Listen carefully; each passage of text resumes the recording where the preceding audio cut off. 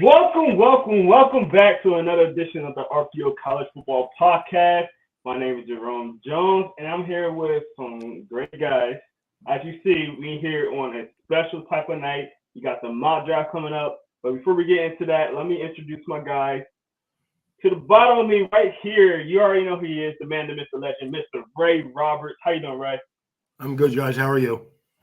Good man, good man. Good to see you. Good to see you. To the left of me, right here, my homie, my guy, Mr. Lamarcus. Got my name. What's up, boss? You How already you know, doing? bro. I didn't forget your name because I was about to say something about that headphone, but we Hey, don't look, need it's, to it's the new swag, man. It's the new swag. get all right, okay. No, I gotta go copy one thing. I gotta copy one. And to the far bottom left of me is my guy. You already know who he is, Sam Kirk, Mr. Interview himself. How you doing, man? What up, gentlemen? Excited to get some mocking go tonight. It's getting close, man. We got like a month ish, 35 days. 35 days. go. So There, guys. I'm almost there. let's get this thing going, hey? Yes, sir. Yes, sir. Before we get into the mock draft, real quickly, I want to know how you guys feel about your teams. Let me start off with Sam, man. You had a crazy offseason right now. Very comparable to the Eagles, man. How are you feeling about your offseason? Um, I think the Giants are a better team they are right now than they were 10, 15 days ago. Even without Saquon Barkley, I think a lot of the fan base has to get over themselves. At the end of the day, it did not work. He was kind of being a waste in the system. It's very comparable to what McCaffrey was in Carolina. And the Eagles made a move to, go for it all and get that effect from a running back who's probably got 2 to 3 years left of his prime. And, that's a move the Eagles have the luxury of making. Unfortunately, teams like the New York Giants don't have the luxury of keeping players like that. But at the same time, I think it's important to bring in guys like Devin Singletary who are a bit cheaper, who are younger, who you could see some upside with. I think it's important to trade for a guy like Brian Burns with their second and a fifth and, really stack that defensive front and kind of counter it. But, the Eagles did kind of extend a lot of their money to Saquon Barkley. And this reminds me a lot of that dream team just many years ago. And, we've seen it before. Sometimes paying and giving out all this money is not the best way to patch holes. And when you got a decent amount of holes like that team that we saw at the end of the year had, I think you kind of circle and you kind of wonder, will the running back really make them that much better? And I think the Giants are heading in the right direction. They're going to get younger from this draft, and they're really going to try to fully rebuild. That was step one, is to, figure out what they're going to do with Saquon. They did that. They upgraded the offensive line in the offseason, and I think the defense is better as well. So I'm happy with where they were compared to where they started off in free agency, losing Barkley and McKinney. So I'm happy with where they are right now, and they'll have a chance to improve again come draft night. Maybe I shouldn't have asked you that question. Let's get to the dream team. I'll talk about different. Anyway, Lamarcus, man, my resident Falcon fan. How you feel about your Falcons? You on mute? So look, the fan in me says I don't like the Kirk Cousins move. Right? See a younger quarterback. I want to see us go and get somebody for the future. However, with seven straight losing seasons under 500, people need a win. We need some wins, right? And I feel like Kirk Cousins coming off of Achilles injury, like it's a big task to ask for, especially at his age. But I feel like, the analyst side of me and the reasonable side of me says it's a good pick. He's a experienced guy. He can win games. And with those weapons, he can make those work. So, I'm feeling pretty confident about it. Got to get some weapons, though, as far as receiver. We got some young guys. We have Drake London, but I think as far as receivers, like we're kind of empty outside of that. He's the guy. But, I feel like if we go get a guy, a playmaker, a receiver, I feel like that'll be a big deal for us. I'm proud of you. I'm so proud of you. Why? Because I didn't mention Matt Ryan. That and the fact that you said the Falcons did something good. I'm so proud of you, man. You're growing. You're growing right before my eyes. I'm gonna get that credit to Ray because Ray kind of like he spoke some sense into me right before. All right, and then Ray, how you feel about your Dolphins, man? Defensive line is a shambles right now. We have some holes there to fill. We brought in some guys to fill. We lost Christian Wilkins, who got ridiculously overpaid, but that's the NFL right now, so it is what it is. And my secondary is better, I think. So I think we're moving in the right direction. Also, like to build on what Sam said, I still think we have holes, but we're okay. Our offense should be okay. Offensive line, I need depth there. I have some guys, but I don't have anybody inside that I feel really, really super comfortable about right now. I have some guys that need to prove it a lot to me. But I'm feeling okay. I'm feeling okay. Can I ask Lamarcus this? Lamarcus, do you think the Falcons would have been more excited about Justin Fields? Oh, for sure. I mean, the city was calling for Justin Fields. I was one of the big proponents for him. I just felt like he coupled well with those guys, those young playmakers. However, I feel like in the long run, it would have created some cap issues down the line. Here's the thing: like, if you get Justin Fields, it's 2 years before you're going to win games. With Cousins, he won't lose you games right now. Right. You know what I mean? So at least not to the playoffs come, if the playoffs come. But right now, he'll put up numbers during the regular season because that's what he does. Right. I mean, my only thing is, I know he'll be fine. The thing is, can he stay healthy? That's my big question. Like, will he stay healthy all season? I do think with Cousins, though, your tight end will be a little better than he's been. Yeah, I'm honestly, in my opinion, with Kyle Pitts, I think he's a great player. I just feel like we should have dealt him out a little sooner. I feel like right now he's a good player, but with guys like Brock Bowers, coming in, you start to actually compare, and that's my hot take. That's my hot take right there. So what stay Christian tuned. said about the Dolphins, so Stay tuned. Brock Bowers. Here's the thing, though, and also, Sam, I think the difference between the Giants and Philadelphia is the Giants are in. I mean, the Eagles are in win right now, and the Giants are still kind of building what they want to be. You know what I mean? Right. And just one Fields and Kirk Cousins kind of debate that you guys are saying. The price for Fields that Pittsburgh got, I don't understand. I mean, I don't understand why. Me and Jerome got to Mobile. The first two people we saw were Matty Eberflus and Brian Poles. We're like, hey, these two control the whole offseason. They control the whole draft process this year. For them to only get what they got is absolutely insane and wrong, and it's a fireable offense to me. Like, I don't understand how somebody who is so coveted across the league, he goes to a situation that's arguably one of the best places to play for a young, struggling quarterback who needs a good system like that, and it's crazy they let him go. Why? Because people in the NFL, especially the media people, like the high-profile ones, only know what they see. There's no projection done at all, zero. I like Justin Fields too. Now, am I a little disappointed in that he hasn't been able on the field? Of course I am, but a lot of it has to do with the situation he's been put in. So. Definitely. Yeah, I definitely think that. You know about the Eagles, Jerome, by the way. Oh, yeah. About my Eagles. You about to forget. No, I forget. It's mainly because I've talked about them in other podcasts. I think we're doing a good job, man. My favorite pick was getting C.J. Gardner-Johnson. Ray with the almighty Echo. Here's kind of a hot take for you, though. Saquon Barkley in Philadelphia, if stays healthy, could be the league MVP this year. Okay. I think Sam. I don't know about all that, but I think that having Saquon, a guy that we can rely on, I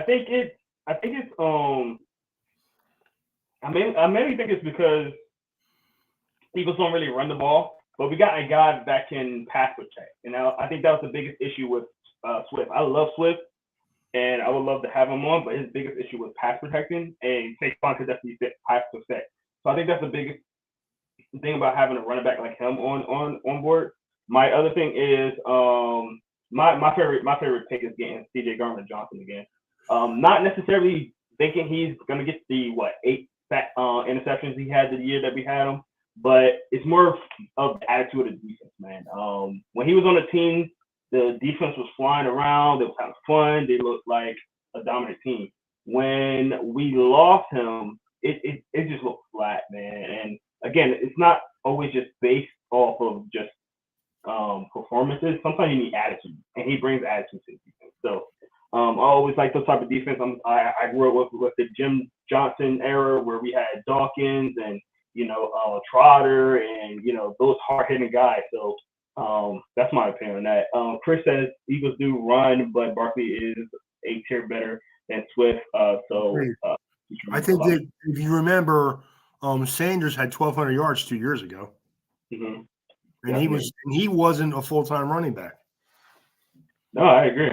I think you add Saquon to that offense. If they give him the ball and he stays healthy, he's got 1,400 yards in him with no problem. Oh yeah, 100%. Yeah, I agree with that. So we'll see. We see how that goes. I think it's going to be a good dynamic. I am very curious to see how what's his name? The coach from Cowboys. Got his name. That being said, I would never drop that much money in the running back position, but Kellen Moore, Jerome. Kellen Moore, yes. Kellen Moore. I'm very curious to see what he does this year with this offense and the new wrinkles. Because that offense last year was definitely stagnant. But let's not keep talking about this, man. We got the mock draft on board, and let's get straight to the first overall pick, which belongs to LaMarcus. So LaMarcus, you got the first overall pick. Are you gonna pick the guy that everybody thinks, or are you gonna surprise us a little bit here? Don't hear you. Mute. So I'm not sure who everybody expects. I feel like there's two guys that people expect. I'm gonna go with the guy who I feel like is an overall playmaker. He's shown more over his time in college. He's already he's done a lot, and I guess over this offseason, right, it was a lot of speculation about, he says a lot, he does a lot. People don't, front office GMs. I was one of the guys. I was one of the detractors that said he's trying to do too much. He's asking for too much. However, in this day and age, I feel like a guy who's able to speak and vie for his team. I like a lot of leadership in that, right? So I think how he talks to the press is very impressive. I like it. Oh, Caleb Williams is gonna be my pick first overall. I feel like Caleb, if anybody can take that franchise to where it needs to be, I feel like he's shown enough leadership where he can kind of take control of that locker room, speak to press how he needs to, communicate in between those coaches. And I feel like he's any young guy that can come in and lead a franchise. I mean, I feel like Caleb Williams can come do it. He's a dynamic playmaker for sure. Man, you scared me for a second. But I like it. Guys, I want to know what you guys think about this pick. Start with Sam. Yeah, I thought you were going in a different direction for a second. It scared me. I thought I was going to have a decision to make here. But, yeah, I think you hit the nail on the head. I love the way he talks, too. I think he's got a lot of confidence in himself. Don't necessarily think it's going to be something that benefits him right away. But, hey, I do think he's got the mindset of some of the best quarterbacks in the National Football League that a lot of them have. You hear Mahomes talk about himself. You hear Josh Allen talk about himself. They say very similar things. So I think that's an important thing that he has to his game. And the Bears didn't have really a decision here. Obviously, I kind of said they gave away Fields for way too little. But at that same time, I'm glad they didn't overthink it and try to ride out with Fields instead of just taking that surefire talent that we're all kind of seeing right here. Right. The only pick you can make here, man. Caleb Williams has been the best player in college football for 3 seasons. Anybody who's doubting him, they act like he had a bad year. He threw for like 4,000 yards and 30 touchdowns and 5 interceptions. What are we talking about, man? Like, the kid's been the best player in college football for 3 years. I mean, right. So why do they make it hard? You know why? You know who don't like how he handles the media? The media, which makes me like him even more. Okay. Yeah, and I mean, I feel like for the purpose of, like, the perception, right? A lot of fans get caught up in perception, right? They're team first, team first. However, it's like the team is important, but you want your quarterback to be walk with that confidence, walk tall, and like a guy like that, he's saying, I don't care what anybody's, because he sounds like a guy who would fit well in a franchise like New York, which is typically a hard place for quarterbacks. So like, if he's that confident and that kind of like put that wall up, like whatever they say, like an Aaron Rodgers, like say whatever we want to say, we'll make plays, I think another important point to make here is you say that thing about New York, and the pressure in Chicago now is pretty tough too. It's a tough town, big sports town. They've had a lot of losses in that last couple of years, and hey, they're going to expect production week one. And we didn't talk about the weapons that he got in the last couple of weeks, but hey, Keenan Allen now, DJ Moore, Cole Kmet, DeAndre Swift. Now this is a real offense for Caleb Williams.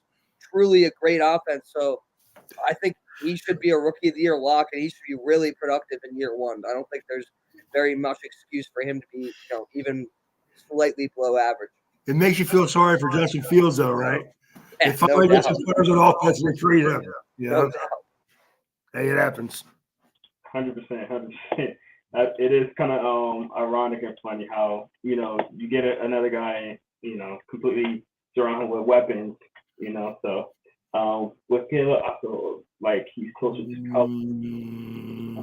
I mean, you can say that with anybody because Mahomes is on another level. So I mean, yeah, I think that same gap is between a lot of quarterbacks, honestly. So interesting take there. Well, I think he's closer to Josh Allen than he is Kyler. That's kind of how we'll keep debating that, but. I wouldn't compare him to them guys, dude. I'd say he's more on the line of a Joe Montana or an Aaron Rodgers. Yeah. Hey, Kyler? No, not Kyler Murray. No, I'm saying I'm talking about Kyler Murray is ultra athletic with a strong arm with no accuracy. That's not Caleb Williams. Yeah, I think he was responding to Chris' first comment. Yeah, I was talking about Chris' comment. Oh, okay. Yeah, first comment. All right, let's get to our next one. Oh, my numbers are out of order. I don't know why. All right, let's go. I got it. All right, number 2 overall, it goes to Sam. He has the rival, the Commanders right there. Sam, what do you think about that? Nice iPhone floor. Appreciate you, Chris. For the number 2 selection in this draft, I'm going to take Drake May going to Washington here. Me and Lamarcus sat down and were able to watch some of Drake May's tape, which is really kind of, it does open a lot of things for you. And, kind of just seeing some of these quarterback gurus about what they're saying about these guys and what Washington is kind of hinting at this point. I think they've moved off the Jane Daniels trade and more kind of trained and kind of headed towards Drake May, and I think he's starting to be that guy for them. I think the Howell trade was kind of evident. That was maybe the move that makes sense for a guy like Drake May, being that it would be very weird to have 2 players that are former teammates in the same program, competing for a starting position. So I think that move might have been, hey, we're gonna roll the dice on Drake May, and I think he's got his game tape and what he's put out is a lot more dependable than what Jane Daniels has done, in my opinion. If May were to have what Daniels had last year at LSU, I think he could arguably make a real solid case to be that number 1 guy. Playing with a Malik Neighbors and a Brian Thomas Jr. I mean, this was a really good offense that Jane Daniels had. And, there's a lot of tape out there that says that he might need a couple more years. So I think May is the more ready guy, and I think this Washington team could take a jump next year, and I think they're ready to take a starter with a bit more, kind of they know who he's going to be. Definitely. What you guys think about that pick? Starting with Lamar.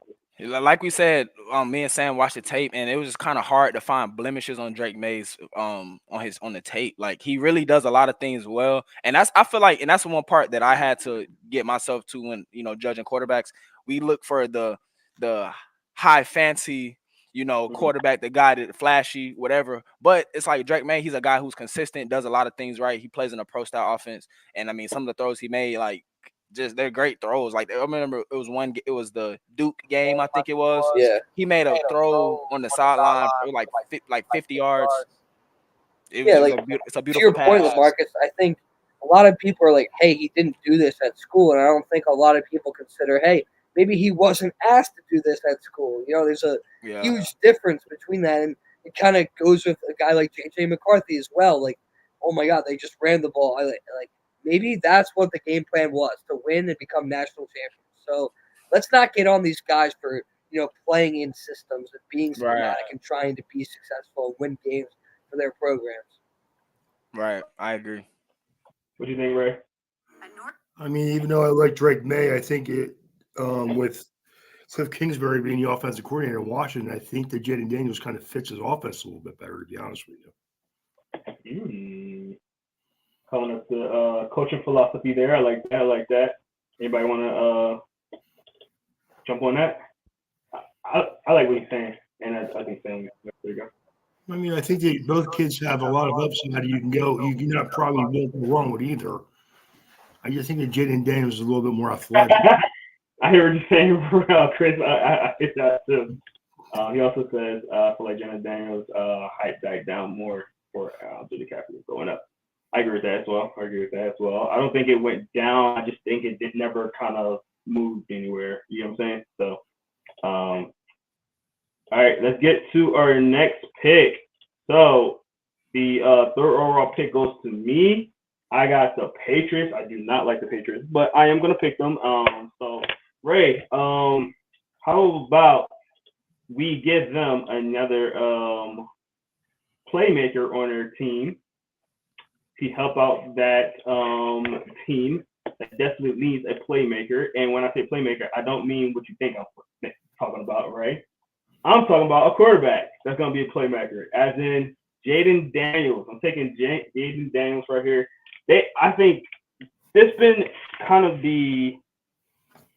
what New England kind of wants. And I feel like this is the kind of quarterback that they've been kind of leaning towards since Tom Brady left. They always had that statue kind of quarterback in there. They tried the Cam Newton experience. That didn't work.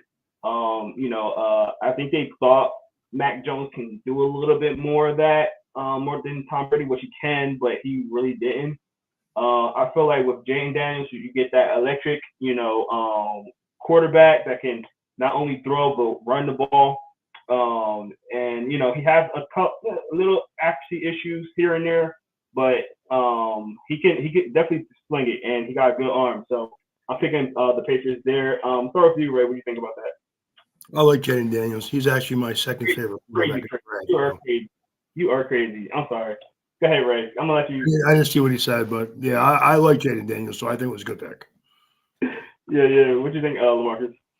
I mean, I think it's I don't really like the pick. Hopefully Jaden Daniels can be the guy of the future for them. I mean, the Patriots have kind of been in a limbo. I mean, with Gerard Mayo being under the helm now, you kind of want to see. At least he gets a fresh start at quarterback, right? He's not inheriting a burning ship. He gets to start with a new guy. I feel like that's a good thing for him. So he can kind of take Jaden Daniels, kind of get a OC around him, develop him over the course, and maybe Jaden Daniels could be the face of the Patriots. But I think he's a very dynamic player. I just don't know if he's polished all the way. And I feel like unless he has a coordinator that's really gonna work with him in the system, I don't feel like he can just take over the team. I think he'll need some time to kind of be the guy. Yeah, and not every quarterback in here needs to just jump in. I mean, if you're gonna take a guy this high, I feel like you should. But I think that if you are getting a guy that's coming in, you should have somebody there to kind of sell him. And right now they like Zappy. He's still in the squad, I believe. I think they added what's his name back? So Brissett. What's it? Jacoby Brissett. Yeah. They got Brissett back in. So I think they got their bridge quarterback in Jacoby, and get Jaden Daniels in there. There can be a complete quarterback competition. maybe even just start, protect the first 2 games just to get Jaden Daniels a little time and then throw him in the fire. But also, they're gonna need weapons as well. And this is a good year to get a quarterback really early and then get some wide receivers. And we'll probably talk about wide receivers a little bit later, but this is A lot of class. them. A lot of them. A lot of receivers. Yeah, you can find some everywhere. So it don't have to be a first round guy. Sam, what's your thought on this? I think it would be something exciting for the Patriots fan base in a way where they haven't had, a player really like this. And them getting Brissett, I think, really would help a guy like Daniels. But also, I think that gives them the option of maybe, trade back here. I think that's the only other option if you're New England, maybe reaching out a team like the Giants at 6 or, the Vikings or Denver or seeing if someone's going to pay a king's ransom in order to move up and take Jaden Daniels. I think that's the first step for New England because you're not winning next year if you're the Patriots. Obviously, this is going to be a tougher rebuild than usual, being that you're coming back from having arguably the greatest coach of all time and the quarterback of all time. So it's then again, I think they have a lot of options. I mean, if I was New England, I would really consider trading back unless you completely were head over heels for this guy. And I think the draft night is going to rely heavily on whether it's May at 2, Daniels at 2, May at 3. I think that the 2-3 slot's going to be really just kind of fun to watch go down and see if a team like I said, Denver, Minnesota, keep an eye on those teams, maybe slide up at 3 and get the quarterback of their future. I agree. The only thing I'll challenge you on just a little bit is that New England got rid of their guy, as in Meg Jones telling me that just tells me that they're going to try to get a quarterback. No doubt. Okay. All right. Let's get to a comment real quick. New England takes Harrison. They could. But I think you need to get your quarterback. I really do. Who's he as a and that's what I'm saying. As a first year coach, Gerard Mayo will benefit from not inheriting whatever they got there, getting a quarterback now. Because that's gonna then his success, I feel like it'll be tied to that quarterback. And so it'll like help him keep longevity, I feel like. But if he doesn't start with his own guy, it'll create issues down the road, I feel like. Plus, we all know Marvin Harrison's going to be a good player, but you can't get him the ball with a bad offensive line and no quarterback. Very true. Very true. Very, very true. All right, let's get to our next pick. So, Ray, you are finally on the board. You are picking for the Cardinals at number 4. Who you got there, Ray? Marvin Harrison. Hey, So, easy pick. Cleanest player in the draft, man. Definitely. All right, what is it about his game that you like, Ray? Everything. He's tall. He's fast. He's got good body twitch. He gets open. He's pretty much as finished a package as you can be before you step on the NFL field. So my boy got to learn to take a hit, though. That's my only thing. Wide receivers don't like to get hit, man. We already know that. He got to learn how to take a hit. That's all I'm gonna say. Because look, he's the Ohio State is one hit away from winning the Natty. That's all I'm gonna say. Again, wide receivers, none of them like to get hit, but corners don't really like to hit either. So we're good. DK and AJ. Yeah. They like to get hit. Yeah. Hey, Ray, you need to stop taking shots. I got what you were just doing. I see what you were doing. I didn't take a shot at anybody, man. Sam, what's your thought about this? I think I agree with Ray. Cleanest prospect to me in the draft. And I'm excited for the Cardinals offense to get a guy like that for Kyler Murray. Definitely think they have, more than enough pieces to be formidable on offense this year, which is, hey, this is a move that will, as a Giants fan, they failed to get a receiver like this in past years that we weren't really able to see how good Daniel Jones could be with a wideout one. And I think Arizona kind of sees, hey, we don't want to misread Kyler just because he doesn't have that many weapons. D-Hop left a couple years ago. His stats are better when Hopkins was with him. So you bring in a guy like this, an ex-receiver who could get open anywhere on the field, and hey, things can change fast. I love a player like this for Arizona who's young and needy of an offensive talent. I agree. Yeah, I like the pick. He's definitely the best receiver on here. I would challenge. So is this a hey Kyler, we got you some weapons. This is your final year to kind of prove yourself, kind of deal, guys? Who are wanting to jump in? It could be. I mean, you got to remember you invested a lot of money in him, so you better give him somebody to throw the ball to. Mm-hmm. It's that simple. I mean, you got to. I feel like I kind of just said that. Like that's the reason I feel like they are tempted to go this route. And worst case scenario, they still have arguably a guy who's going to be a top 5 receiver in the NFL someday. So you can't really mess this pick up, Arizona. And hey, there's still an option for them to trade back. I know I'm a big person on trading back, but we know this wide receiver class, guys. Arguably you could make a case that 3 guys that are number 1, and there's probably 10 more behind them that arguably could be Pro Bowl like guys. Here's the added part of that.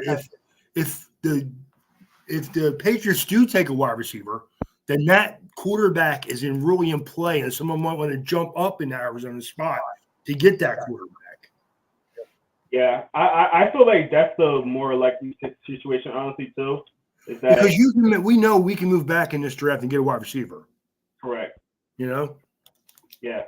And I love Marvin Harrison Jr. I think that he's going to be a really good player, but the difference between him and Neighbors, it's not that different for me. I'm sorry.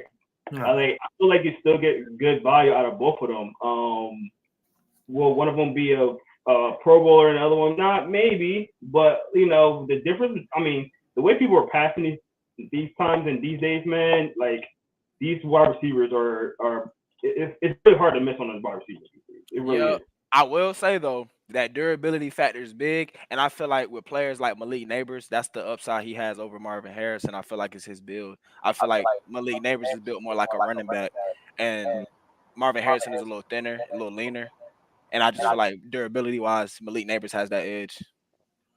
I think the Neighbors will go. He's a top 10 pick. I've seen some people take him before Marvin Harrison, but I don't. Again, I'm going to go with 2.5 really good years as opposed to a year and a half of good film. So makes sense. Yeah. All right, let's get to our next one. Before I do that, let's look at the. Okay, there's no real question about Joe Alt. Robert Harrison Jr. is my guy, but Alt and using only second round for worth is gonna be worthy. Will help everybody just as much.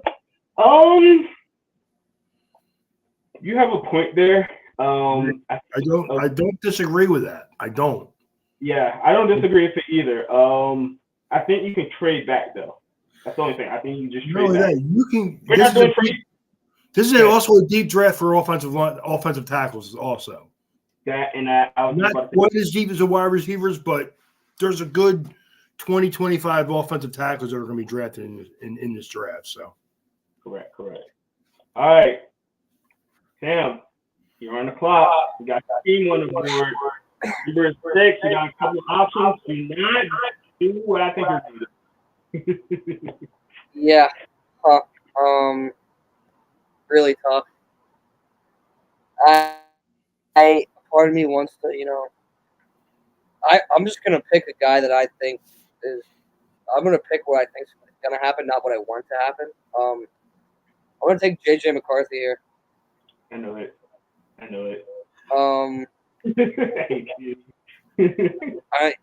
There's been a lot of buzz lately that is who the Giants want. I saw a report today that said they were they were mad inside the building that there was a report that came out that they said they liked him. So I don't know. And I think they view him as a guy they could possibly trade back and still maybe nab at 11 or 17. I think that's definitely a player they are viewing in that scenario. Not saying it's the right decision here. I would lean wide out. You have Drew Lock now to compete with Daniel Jones, and I think if you get them a wide receiver like an Odunze, I think it goes a lot. I think they could be as competitive as they were, as they're going to be with a JJ McCarthy. So obviously, you don't know how many times you're going to be inside the top 10 of a draft like this, but you really got to be sold if you're going to take a guy like JJ. And I think I have a weird feeling that they're going to end up going this route. Definitely. Real quick, I will in my error, and I see that Chris pointed out. So I did skip over number 5, but I don't think that Ray's pick is gonna be JJ McCaffrey there. So I'm okay with it right now. I'll make sure I don't make it again. I forgot my order messed up, so I do apologize. But JJ at 6, we got number 5, and go back to Ray and let him do his pick for the Chargers. I did skip over the Chargers. I already put Joe Alt down on my board, man. He's been on there for like 10 minutes already. So we're gonna talk about it. We're gonna talk about it real quick. But let's see JJ going here the Giants real quick. Marcus, what's your thoughts on this? With Joe Alt, great. I mean, always safe to go with a lineman. I mean, he's the best lineman in the draft, by far. I just think like they need some type of protection. Like they got to, they got some young weapons. I mean, I'm not sure what's about to happen with them. I mean, the receiver room, with Keenan Allen, they're asking him to take a pay cut. They asked him to take a pay cut, and it's just like, what can they really do? So I mean, go solidify up that O-line and just start building for the future, protecting your quarterback. I'm talking about JJ, but I feel you. I think that the Chargers are going to lean heavily on the run game. Jim Harbaugh likes the run game. I think that's what they're going to do. They're going to draft a wide receiver. They don't have any wide receivers really that worth speaking of right now. But we'll see. I mean, I don't understand. I think that you're going to see Harbaugh lean on some Michigan guys. Maybe a wide receiver in the draft. Maybe Blake Corum in the draft. So this kind of threw me off, being that we skipped 5, but I was kind of assuming there that Neighbors was going to go 5. That was kind of my assumption, being that the Chargers have no receivers anymore, and I don't think they get rid of Keenan Allen and Mike Williams without a clear fire plan that, hey, we love this Malik Neighbors kid, and we know he's going to be our wideout 1 for Justin Herbert. I think that has to be the plan, and if it's not, like you said, Ray, I could see, maybe some hometown picks to kind of help them out. This is a deep wide receiver class, but I think passing on a talent like Neighbors for the Chargers is, a bit hard to do. And say they take all, I think the Giants should take Malik Neighbors. But, hey, when teams need quarterbacks and they feel strongly about one, they're not going to pass on him for a wide receiver. Definitely. Oh, what happened to the screen? Okay. So, Sam, I didn't mess up with this up. Do you want to change your pick with Joe going on? Want to go back? Yeah, if we could. All right, let's do one. This never happened, guys. My apologies. All right, so let's get back to the number 5 pick, and we are going to take Joe Alt right here. So, like we said, Ray, you did pick Joe Alt right there. I think it's a great pick for them right here. Definitely a Jim Harbaugh type of pick right here. I will agree that the wide receiver position is very, very thin there. I know they got Quentin Johnston right there. I agree with you though, because get your guy, get the best offensive line in my opinion. I think he's the best offensive lineman. He's your best offensive lineman. I'm about to say JJ McCaffrey. Jim Harbaugh loves his offensive lineman, and there's plenty of wide receivers in this draft. Again, you could get some later on. So the Chargers have a bad offensive line, and Justin Herbert's coming off a major injury. What are we talking about? Yeah.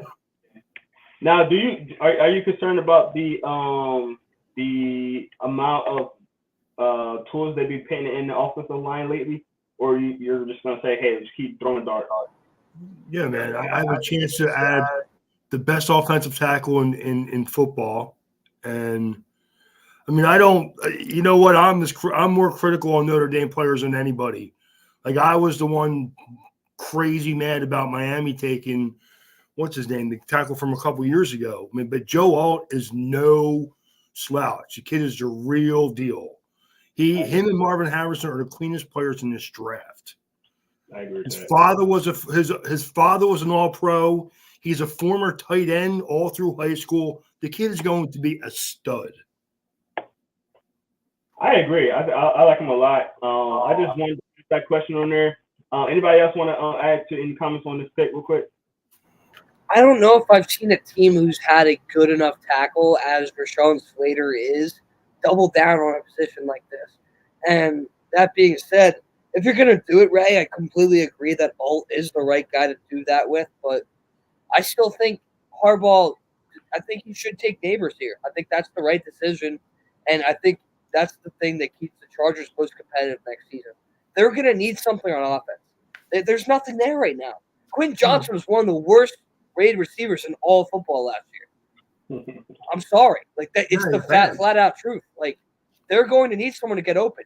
I honestly thought when they didn't re-sign the other, they were going to re-sign Mike Williams, but they didn't do it. That's what I thought too. And then, I mean, that kind of made me think they were sold on Neighbors.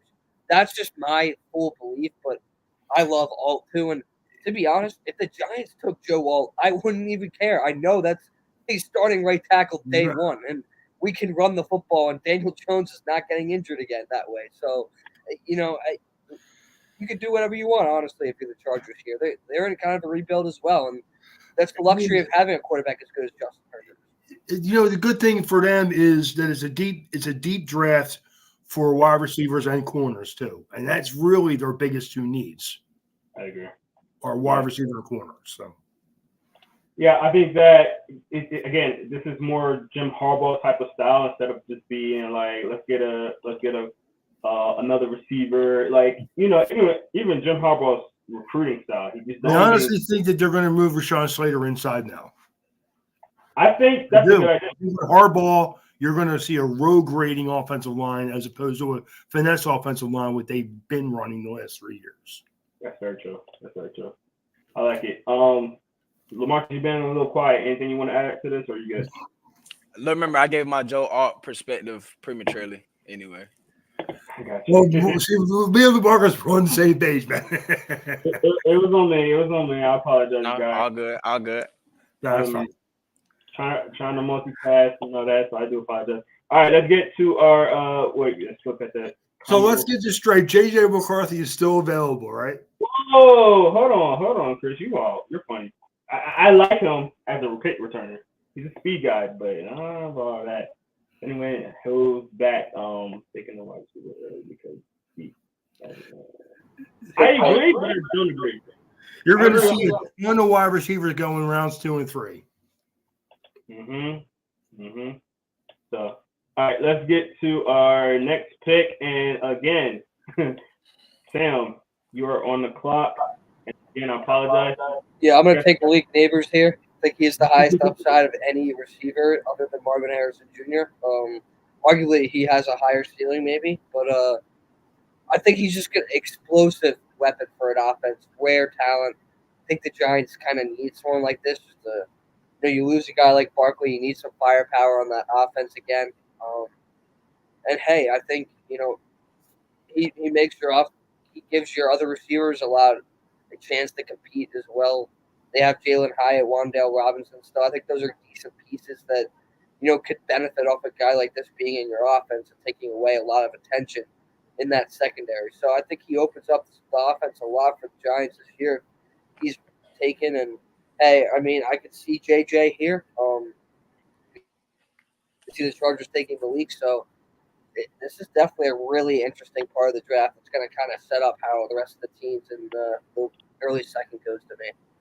Yeah, I think this is a part of the draft where you're going to start seeing things kind of shape up a little bit. You're going to start seeing us take, different type of picks and, things that maybe some of the experts do. And that's why I like doing this 4-man, mock draft, because we're all kind of like GMs in our own sense. So once one thing happened and kind of make a trickle effect, and you start thinking different things as GM, which usually happens in the draft. And that's why the draft is so unpredictable. He said, I just want a legit wide receiver 3 for the Eagles. I don't need anyone taking one in the first round. I wouldn't take one in the first or second round at all as a wide receiver. You could get some good receivers to go in as a wide receiver 3. We'll get into the second. I don't want to take too much time on this. LaMarcus, real quick, what do you think about the pick here? This is one of my favorite receivers in the draft. Talked about him earlier. His body type is great. He means physical, and he can do a lot. He has a big catch radius. Yeah, I agree with that. What do you think, Ray? The kid's a phenomenal player. I mean, honestly, as much as I like Marvin Harrison, for myself, for Miami, I would rather have this guy for the Dolphins. He fits what they like to do on offense. He's gets the ball, like Lamarcus said, he's almost built more like a thick running back, where he can make some plays after the catch. I don't think he's better than Marvin Harrison. I just think he's different, but he's definitely definitely not better than me. Yeah, right. Gotcha. But he definitely is. He definitely has a lot of upside, man. I like. The problem is there's just 5 wide receivers that are really, really, really, really good, and there's a lot of other guys that are good. You know what I mean? He's one of them. He's one of the really, really good ones. So correct. Yeah. It's definitely about pool. If you need a wide receiver, this is your year for sure. All right, let's get to our next pick, and this is gonna be the Titans. Sorry, the Titans, and I am on the board. Let me pick this up real quick. Titans at number 7. Now, the Titans, I feel like need offensive line really badly. They got a franchise quarterback or a guy that they want to at least see as a franchise quarterback in there. And I think the best bet is to get that offensive lineman. So I'm gonna take the corny pick here, and I'm gonna take Latu Fananu. Olu Fashanu. Fasanu. the Penn State kid, right? Yes, Okay. yes. Olu Fashanu, like Lamarcus said. Olu Fashanu. Listen, things are rough, okay?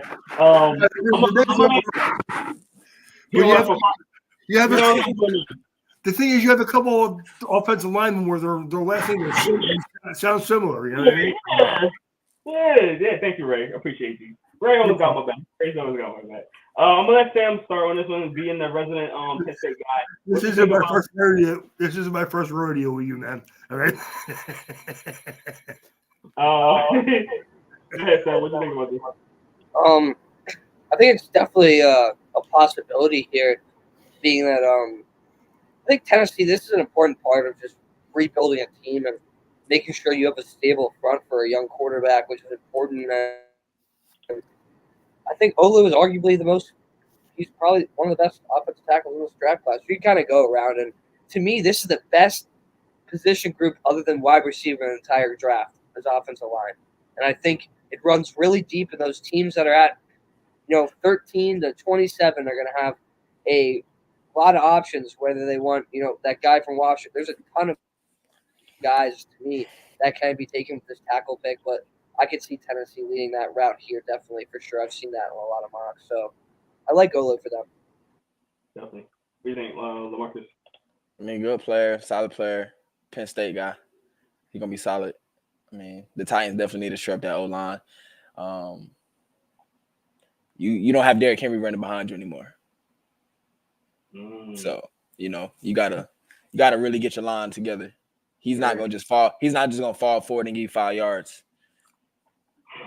You just say fall 45 yards. I said fall forward and get 5 yards. That's a tongue twister. Oh, they say fall. You're 45 yards. Like, whoa. I mean, basically, he falling for 10 yards a carry. Yeah. Ray, what's your thought? Nah, I think he's a great player. Very good athlete. I think it's a great pick. Again, you have a young quarterback. You got to protect your young quarterback. So definitely. Now, Ray, real quick, because I know you're the offensive line guy. You like your offensive line. And that comment that we just got talking about getting the other offensive lineman, J.C. Lansing. What's your thoughts on that? Would you go that route? Would that be a bad decision for you? Before Fashanu? Yeah. I mean, they asked the question. And I would say I like J.C. Latham. I honestly, he has some inconsistency at times over the past couple of years. However, because that run game in Alabama wasn't the same, and he was one of the best guys on that line. So that kind of tells you something. At the next level, at the NFL, I think he does better as an interior guy than he does as a tackle. I feel like as a guard, he has much more success. I feel like his body type is a little bit more compact than Fashanu. But yeah, JC Latham is solid. It's just not. I don't think he's top 10. Not top 10. I agree with that. You agree with that, Ray? Yeah, I do. I think he's probably like my fourth or fifth offensive tackle. But I mean, he's going to get taken probably, if not first round, early second. I mean, I do agree with LaMarcus that the fact that as a run tackle, as a road grading tackle, he's way more effective than he is a pass pro. But again, some teams, like a team like Baltimore, will love someone like this kid because they're Pittsburgh. Teams that run the ball will love some right. Some teams will love this guy, but as a guard, he could be a ridiculous player at guard, without a doubt. Like I see him drop. I see him going somewhere like the Steelers. Like I see somewhere in Pittsburgh. Like because you already know what type of offense the Steelers about to run. A lot of heavy read option stuff. Get Justin Fields. Get him the ball in space. Let him go run. And he's a. Do we forget that they have what's his name too? I don't think Justin Fields is going to start, is he? Nah, he's not going to start. He's going to be the. I mean, This is what I think. I mean, I'll wait. Sorry, guys. No, I do think that because I was texting, I'm like, dude, even if you use him as a if you use him as a wildcat type guy, dude, every once in a while, man, why not? I think, I mean, with Russell Wilson, that slipped my mind, but with Russell Wilson being a guy, I mean, he's on a 1-year deal, so I feel like if he's not giving the team what they need, I feel like they move on from Russell quick. However, Justin Fields comes in with a different type of dynamic. I feel like in a perfect world, a 2-quarterback system, I don't think it'll fit for Russell Wilson. I'm not sure what that conversation was like, because I'm sure Russell Wilson knows he's at the end of his career. But like at the end of the day, like, have a young guy that you could come in and kind of mentor and still get valuable reps in. I feel like it'll be a mentorship, but I think a dual quarterback system could potentially show up at some point during that season. I think it's intriguing to think about, if nothing else. It definitely gives defense something to think about. Mm-hmm. Yeah, sure. Let's get wild. I'm ready to break the draft. That's Will. That's funny. I think you said wild first. That's funny. That's Will. I was trying to figure out what he would say. That's hilarious. That's wild. I'm looking forward to LaMarcus's next pick. Definitely. Speaking of LaMarcus' next pick, he is. Oh God. Can't wait. Got the Falcons on board. Let's All go. right. LaMarcus, you're about to be all right. crazy. Yeah, I already know. So it's not crazy. It's a great pick. So the Falcons, right? I'm not gonna give it away too early. The Falcons, we have a lot of great offensive weapons. However, we still need work on defense. However, I was debating between going defense and offense, obviously, because we still need to get that defense taken care of. But I just feel like the stronger I feel like the defense is solid. We're adding guys in free agency, which we did. I feel like if we shore up that offense, become unstoppable offensively, it makes the defense's job a little bit easier. Okay.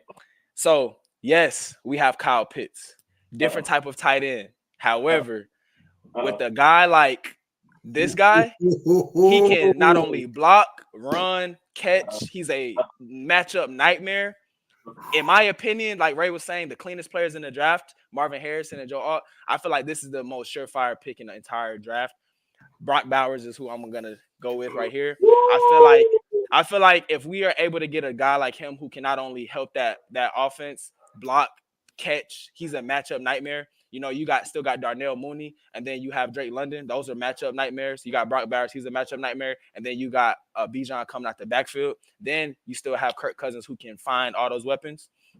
I feel like it becomes an unstoppable offense. It makes the defense's job a little bit easier, even though the Falcons needed some work on defense, like pass rushing wise and cornerback wise. I feel like Brock Bowers gives you that. And then it gives you that freedom to still use Kyle Pitts and flex him out how you want to, because Kyle Pitts is not a blocker. But come the end of the season, we'll be able to dish out Kyle Pitts for something better. Go trade him, get some more, get some trade value. But I don't think we get rid of Kyle Pitts now. I just feel like Brock Bowers comes in and fills a more predominant role than Kyle Pitts does. And then at the end of the season, hopefully Kyle Pitts has a really good year, and then he has some more trade value, and then get him up out of there. I'm gonna start this one off. Man, because I've been trolling Avery. I hope he's in here watching. I've been trolling Avery about this. This is so funny because Kyle Pitts been on Twitter, Instagram, talking about his target. He first started talking about the jersey.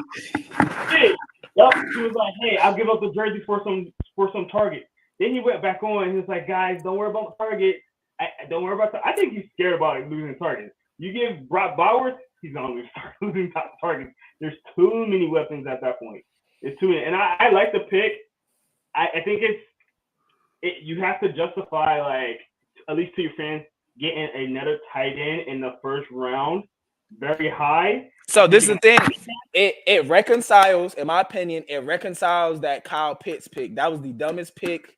One of the dumbest picks I've ever seen. You picked a tight end / receiver from Florida. You're the number one receiver at Florida. What does that tell you? They don't have quarterbacks. So to even go make that pick, he's a great weapon, but it's no consistency and program there. So we came in not knowing really what Kyle Pitts was. We knew physically what he's capable of, but like we were saying earlier, like with a Drake May, guys who are safe picks, guys who fit in the systems, guys who can do things right.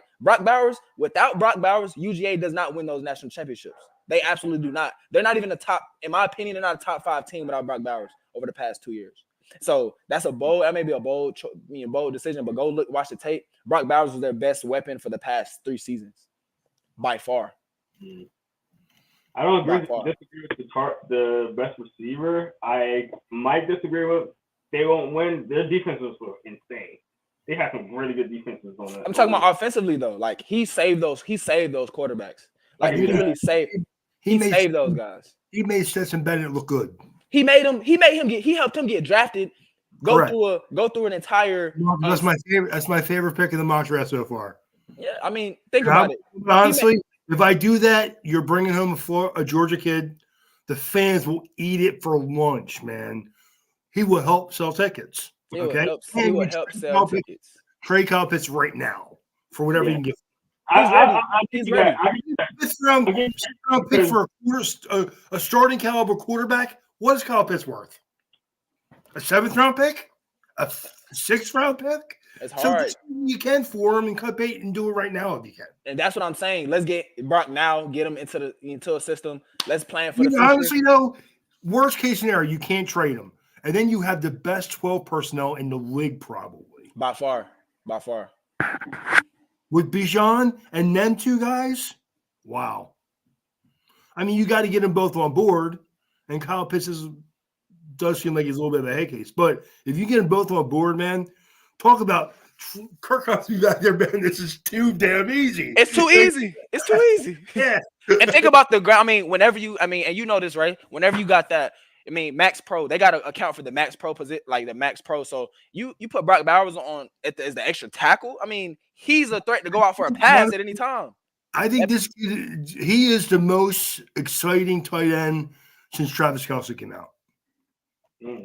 As far as, don't get me wrong, he's not a great blocker, but he's willing to block. I feel like he'll get better. You're right. He'll get in the way. He'll do some things. Georgia runs the ball. He gets in the way. But athletically, he's as close to Travis Kelce as maybe I've ever seen, man. His body control for a guy that size is just ridiculous for a white guy. Sorry. It really is, man. It really is. So would you say Christian McCaffrey's the exception then? Yeah, he without a doubt, man. Without a doubt. Yeah. There's a reason why they call it white chocolate, guys. Okay, so let's let Sam get an opinion on this real quick. What's that? Let's let Sam get an opinion on this real quick. Okay, go ahead. Yeah, no, I like this pick a lot. I think it's definitely an interesting selection for LaMarcus. Like you guys said, this is something that makes Kirk Cousins been really good with tight ends in the past too. I think that's something worth noting. That's a good point. He's really helped a lot of tight ends, whether it's been Logan Thomas in Washington or Hawkinson in Minnesota. A lot of guys statistically have been really good with Kirk Cousins in the tight end position. So I think that's first to note. And second, this kind of gives you your second weapon per se. You know what I mean?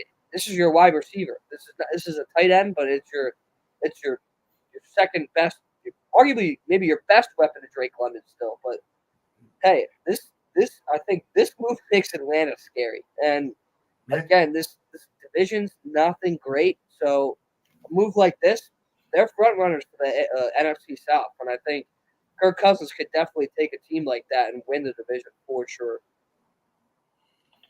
Yeah. And LaMarcus, I didn't think that, I didn't think of the connection with Georgia and Atlanta. So I think Atlanta will definitely love having Brock Bowers, and or stay in state. So that Coach should make sense. Morris, and I forgot about that. Coach Morris, when his first press conference, or one of his early press conferences, he mentioned that he said he wants some Georgia guys. He mentioned it himself. He said, "I want to create that." He said, "Yeah," he said explicitly, "I want to create that connection with the Georgia guys, keep them home," and it just makes sense. Like, we've been asking for that, so like, keep them here. Like, might as well. They're right here. Yeah, that's true. Plus, I it's not never like really think. Georgia doesn't get talent, They have Yeah. some of the best. It's like they inverse with Alabama. Like, the most prototypical NFL guys are now coming out of Georgia. Like, that's just how it is right now. Yeah. Definitely. All right, let's get to our next pick, and that will be pick number 9, and that will belong to Sam. He got the Chicago Bears with their second pick in the first round. Sam, who you giving them? This would have been a rather easy selection for me to do without the Keenan Allen move per se. I think Dunze would fit the Bears perfect here at 9, selecting him and tanding him with DJ Moore. But now that they have Keenan Allen, I think they're gonna roll into a different direction. And you have a guy like Montez Sweat. I think you add somebody else on the edge position on the other side, and this starts to be a really good, pretty good defense. So I'm gonna go Latu actually here at the 9th pick. Another guy that me and LaMarcus took a look at, but I saw his pro day maybe 2 days ago. I mean, this is a freak show athlete at the edge position, and if he's really able to pan out, I think this could be a great combination for Chicago on that defensive front. Having a guy like Montez Sweat and then pairing him with Latu, they're going to be real explosive on the defensive side of the football. And I don't think they need another wideout per se. You still have a Darnell Mooney in there. You can draft some guys in those middle rounds. So I don't know if it's worth Chicago to get in Dunze here. So I have them going at a premium position, really trying to get that defense back to what it was. That's what Chicago Bears football is, right? They're built on historic dominance on the defensive side of the football. So, hey, I think they get an edge here to pair up with Montez Sweat. And you can kind of pick your choice. Dallas Turner versus, I think all three of these guys are kind of interchangeable to me. And I'm going with the guy, to me, that has the highest ceiling and the highest athleticism. Wow. It's not the pick. I think he's a good pick. For me, I just think that you have Dallas Turner who's a little bit more productive in a sense, in my opinion. And I think Latu was injured a lot. If I'm not, y'all can correct me on that, but I thought he was a little injury prone. So that would be my two little things with him. But I like the pick. I like the player. I think it's a little rich at 9. You may be able to draft back, and we're not doing trade backs and stuff like that, but I do like it. LaMarcus, I know you like him a lot too. What's your thoughts on this one? Yeah, I mean, me and Sam said, like, he was one of the. I compared him to Bradley Chubb, like, body type wise, athleticism. So he got the combination of size and the athleticism. Dallas Turner was the pick. He's my first guy, D lineman wise. However, what you were saying, like what Sam is saying, like, I feel like body type wise, they're different styles of players. I feel like Dallas Turner, he was more exposed, so we got to see him a lot more. I feel like we haven't really watched, like, it's harder to watch West Coast football on the East Coast. So from watching the tape, I mean, Latu seems exceptionally dominant. Dallas Turner saw a lot more run than Latu did, and I feel like on that note, depending on the style of defense you're playing, I guess it's interchangeable, and I feel like in more of a four down in a more of a 4-down system, Latu works out better because I mean Dallas Turner is really listed as a pure 3-4 edge rusher, so I mean he can't really put his hand in the ground to be dominant. I feel like that's the edge. I feel like Latu can stand up and put his hand in the ground, whereas Dallas Turner is more effective standing up. I feel like that's the major difference. Definitely. All right, Ray, what's your thoughts? I agree with what Marcus just said. I think that Turner's more of a outside linebacker, edge type of a guy, and this guy can do a little bit more. He's a little bit more flexible. Well, he's probably more athletic than Turner too. Turner reminds me of Brandon Graham a little bit from the Eagles. He's like that type of a body lean. Like has that type of a body. Not even that he's going to be that guy, but he's built like that. Where this guy's more athletic, more lean. So I like the pick. I think like edge was only their third need, but again, it is a need on defense. So you fill the spot on defense. So Definitely. All right, let's get to our next pick so we can move on a little bit faster. So our next pick will be the 10th pick, and that'll be the New York Giants, and that will be LaMarcus. New York Jets. New York Jets. LaMarcus, you got this pick. Who you taking for the Jets? You're muted. So a big need for the Jets is a receiver. There's still Aaron Rodgers, coming off the injury, right? He's still it's kind of like what's gonna happen. I feel like I feel like he's gonna be fine coming back this season. I feel like he's gonna heal up well and be ready to play. Definitely need to get a second option at receiver because Garrett Wilson. I feel like whenever you don't have that next guy that can like match what you have on the side, it kind of makes the number one guy kind of not as useful. So I feel like if they went after a receiver, I feel like it'll be big. So I'm gonna take. Marcus, I just want to fill you in on this. The Jets signed Mike Williams yesterday just to make sure you wanted to still go the route you were going in. I was about to ask. That's some great info. So with that being said, I feel like as far as O-line, like O-line, D-line,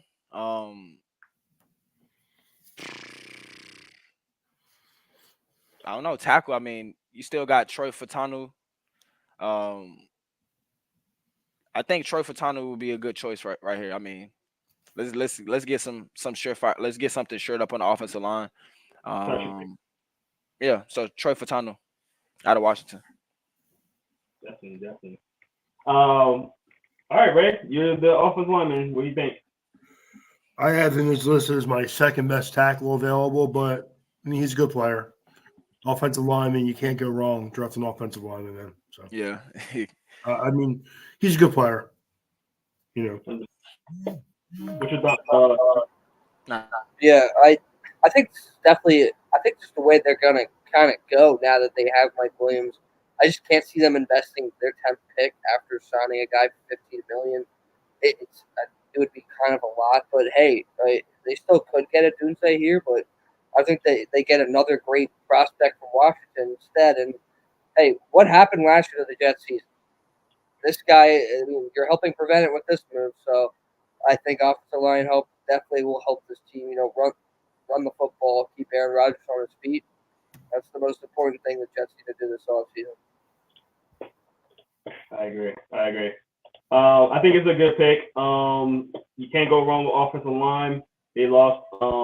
I keep forgetting his name. The offensive lineman they just drafted not too long ago, a couple of years ago. They lost him. He's still kind of out there too. So I think he's still out there.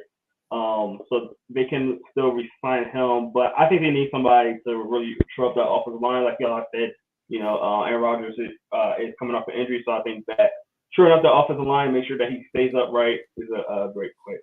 And I wanted to mention playing in the Pac-12 got a lot of speed. I feel like Fatanu is very good with. I mean, he has a lot of experience with playing speed rushers, and so I feel like what Sam said, keeping them upright, that backside tackle, right?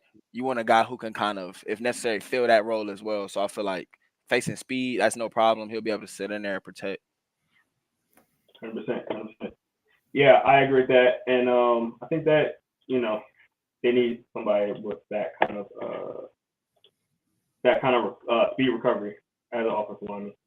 All right, let's get to number 11, and that will be myself. I'm taking the Vikings here, and this might be a product of my own error. I mean, I made an error, and ever kind of made this decision easy for me, I'm going to take J.J. McCaffrey going to the Vikings. And I love this pick. And funny enough, I think that the Vikings got another first-round pick. They're looking for a quarterback. They don't have anybody there. I think there's only one quarterback there, and they just got him. I forgot who they picked to get him.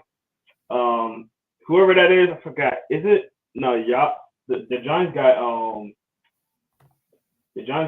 the quarterback from. I forgot who it was. But yeah, they need somebody for quarterback room. I think J.J. McCaffrey take right there. I love the spot for him going to Minnesota. You have Justin Jefferson there. You got, they just got a running back. I forgot who that was as well. So, they got some time to be able to let him develop a little bit, get chemistry with JJ. You also got Addison over there, really developing wide receiver. He did really well when JJ was out. So I think that, picking him right here will be the most logical pick. I know in the past I said, JJ shouldn't be a first round pick. I still kind of stand by that. But, from everything I'm hearing, from, if there is a team that I would like him to go to, it would be the Vikings. I'm sorry, Ray, with this one, because I know Ray do not like him as a first round pick. So what's your thoughts on this? He's not a first round pick. No, I mean, he's going to be taken in the first round, but Sam earlier talked about Chicago GM maybe should be fired. If you take this guy in the top 15 and he doesn't work out, to me, you should be fired. That's all. I don't think he's not going to work out at all, actually. I think he's going to work out. I just think, taking him this high might be a bigger risk. What is his upside as working out? Is he a Pro Bowl player? I think he could be Pro Bowl level. I think he's a wild card. Like, his arm talent is crazy. Yeah, his arm talent is crazy, and he's accurate as crap. I just feel like Jerome mentioned a while ago we were talking about him because I really liked him after I watched that last game, and I'm just like, he can get it. I mean, I saw a lot of drops. I saw a lot of drops. I saw him getting the ball, but then making some situations. But I feel like wild card, he has what he has what he needs to get stuff done and make a lot of big plays. Yeah, and to LaMarcus' credit right there, because I also think that with him, there was a lot of drops. The wide receiver position wasn't that great for him. And parts were there, and when people were kind of telling me that, I was like, it's kind of true. Like, he didn't have the greatest wide receiver. Now, I think the receivers are better than they displayed, to be honest. But I don't think he had the best supporting cast. And I think it was a little bit of the scheme as well, because again, Harbaugh didn't put him in harm's way at all. He was really protecting him the entire time. And if you have a running game like that, well, I wouldn't you. But at the same time, I kind of think that Harbaugh really hindered him in his development just a little bit. And I wish he could have stayed one more year. I think he would stay one more year. He'd be the first quarterback off the board next year. But that's just me. Sam, what do you think about this pick? I'll be quick with this. He's the best. He was the best quarterback last year in the entire country on third down, and he was the best quarterback in the entire country in throwing in the middle of the field. Two things I think are very important when you're looking at NFL quarterbacks, being that they're under pressure all the time, and JJ was really good under pressure last year. And like we said, he might not be a first-round talent, but I think he's a first-round character. I think he's a first-round leader. I think he can be a first-round player. He could have stayed another year, like you said, Jerome. So you're drafting him for what he's going to grow into. You're not drafting him for what he's going to be April 26th or whatever it's going to be. So I think we need to have a little more understanding of that concept here. And there are a lot of real NFL front offices and scouts that have been saying they are very high on this kid. So, hey, you can have your opinion, but I know for a fact that he's not going to fail you with some of these character type of things in the NFL locker room. Nope. And he's a young quarterback you can build around. Like, he's young, And I think he's a guy that makes you want to play in Minnesota. They get him. I think he builds a little energy there, and I think it's easier to recruit players to get there. And I think it's a good positive thing for a city like that. a young There's 21-year-old. Justin Jefferson there maybe at home too. Like you gotta be able to keep guys around, and you need quarterbacks to do so. I'm telling you, I saw it firsthand myself. Yeah, Justin Jefferson really will be his guy. He'll get the ball to him. Justin Jefferson is gonna look at him and he gonna like, all right, you getting the ball. Like that's the type of connection I see them having. Yeah, I agree. I think that's the most exciting part of it. I think that seeing those two kind of connect, I think that would be really exciting and cool to see with those two because JJ got an arm and he can fit in spots. So Right. Now you got a guy that can do that for you. So JJ doesn't have to be, and not saying Kirk Cousins couldn't throw or anything like that, but you got a guy that can definitely help you out as a receiver to get it on your chest rather than athletic catches and stuff like that all the time. So all right, let's get to our next pick here. This will be pick number 12 to the Broncos, and this will be Ray. Ray got the Denver Broncos on the board. Now, before I let you go, Ray, I forgot to mention it. This is another reason why I got JJ here because if you're not getting them, I think they get them, and they're right behind you. So I think that the Minnesota Vikings set themselves up just in case that happens too, where you think the Broncos going to try to jump one pick ahead of them. Minnesota has an opportunity to go even higher with their 2 first-round picks. So go ahead, Ray. First pick. I'm taking Romo Dunes from Washington, wide receiver. Ooh, I forgot him. Yes, I like it. What is it about him going there, Ray? How is it going to fit for you? Because I think that, of course, they do need a quarterback. But I'm kind of hoping that if I'm the Broncos, I'm going to wait and see what I can do later on. Wide receiver and defensive tackle are the only positions, are my other 2 biggest needs. There's no defensive tackle I could take anywhere near this early in the draft, so I just went with my next biggest need, and I went with the good players, so I'm good. I agree. What do you think, Marcus? I feel like it's a good pick. I mean, he was one of the guys that I was gonna select with the Jets. That was gonna be the pick for the Jets. So I can see him going a lot earlier. I can see him going in that top 10 easy. Mm-hmm. Yeah, kind of what LaMarcus said. I think he's a top 10 player. I think he might have fell a little bit in this, and I think it's kind of realistic. I think there's a chance that he does fall to that 12 to 13 spot, and I don't think Denver would have the date being that Jerry Jeudy left in the offseason. You have a hole at wide receiver. I think he feels that he potentially gives you a wide receiver 1. I think he has that upside. Definitely. I like it, Ray. That's a really good pick. He split a little bit. Mainly, I think it's mainly because of quarterbacks, and I think something like this might happen where you get a guy or 2 that you think will be in the top 10 slide just outside of it because of someone else's quarterback plays. That's probably going to happen. All right, let's move on to our next pick, which will be pick number 13. 13 belongs to LaMarcus with the Las Vegas Raiders. So this was a very difficult pick for me. I love when you're on the board, and you always have some interesting picks right when you're on. So it's interesting because it's a lot of quarterback. Obviously, the Raiders need a quarterback. They have none. They have none. They have Gardner Minshew on their roster right now, and another dude named Aiden. So from Purdue. So they don't have anything. They got receivers. They got some really good receivers. That defense I feel like is their strong suit right now. Very good on the defensive side of the ball. I feel like offense is something they need to keep attacking. Quarterback specifically.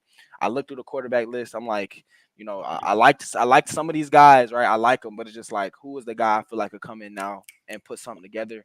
I feel like with a guy like Spencer Rattler, right? I feel like he can get Devontae Adams the ball. I feel like he's gonna be a young guy who can, grow in that system. It's not a sexy pick, but I feel like Spencer Rattler has done a lot of growing. I mean, he has the obvious arm talent, and I just feel like you can't go wrong with that pick, especially with you got Devontae Adams. Of course, I would love this for Inside the Hatches.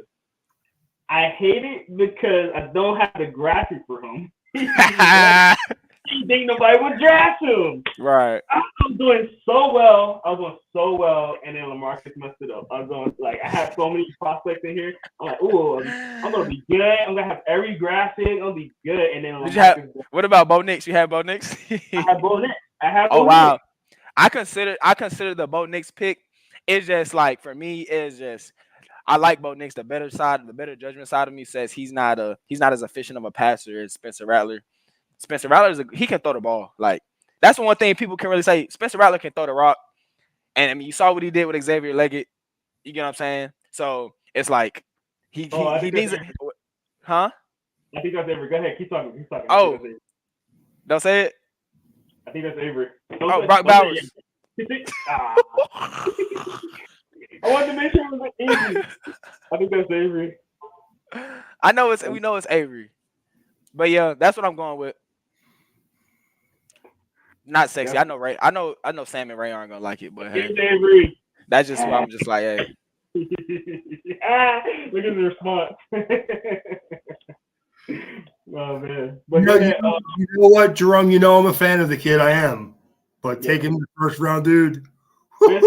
Ooh, yes. I just don't. Who else will be taking the first round? That's the thing. It's like take Bo over him, to be honest. In my opinion, dude, I'm not gonna say if I was anybody else. I mean, I just think that you can't. If you take Spencer Rattler in the first round and he doesn't pan out, you're almost asking what you're getting.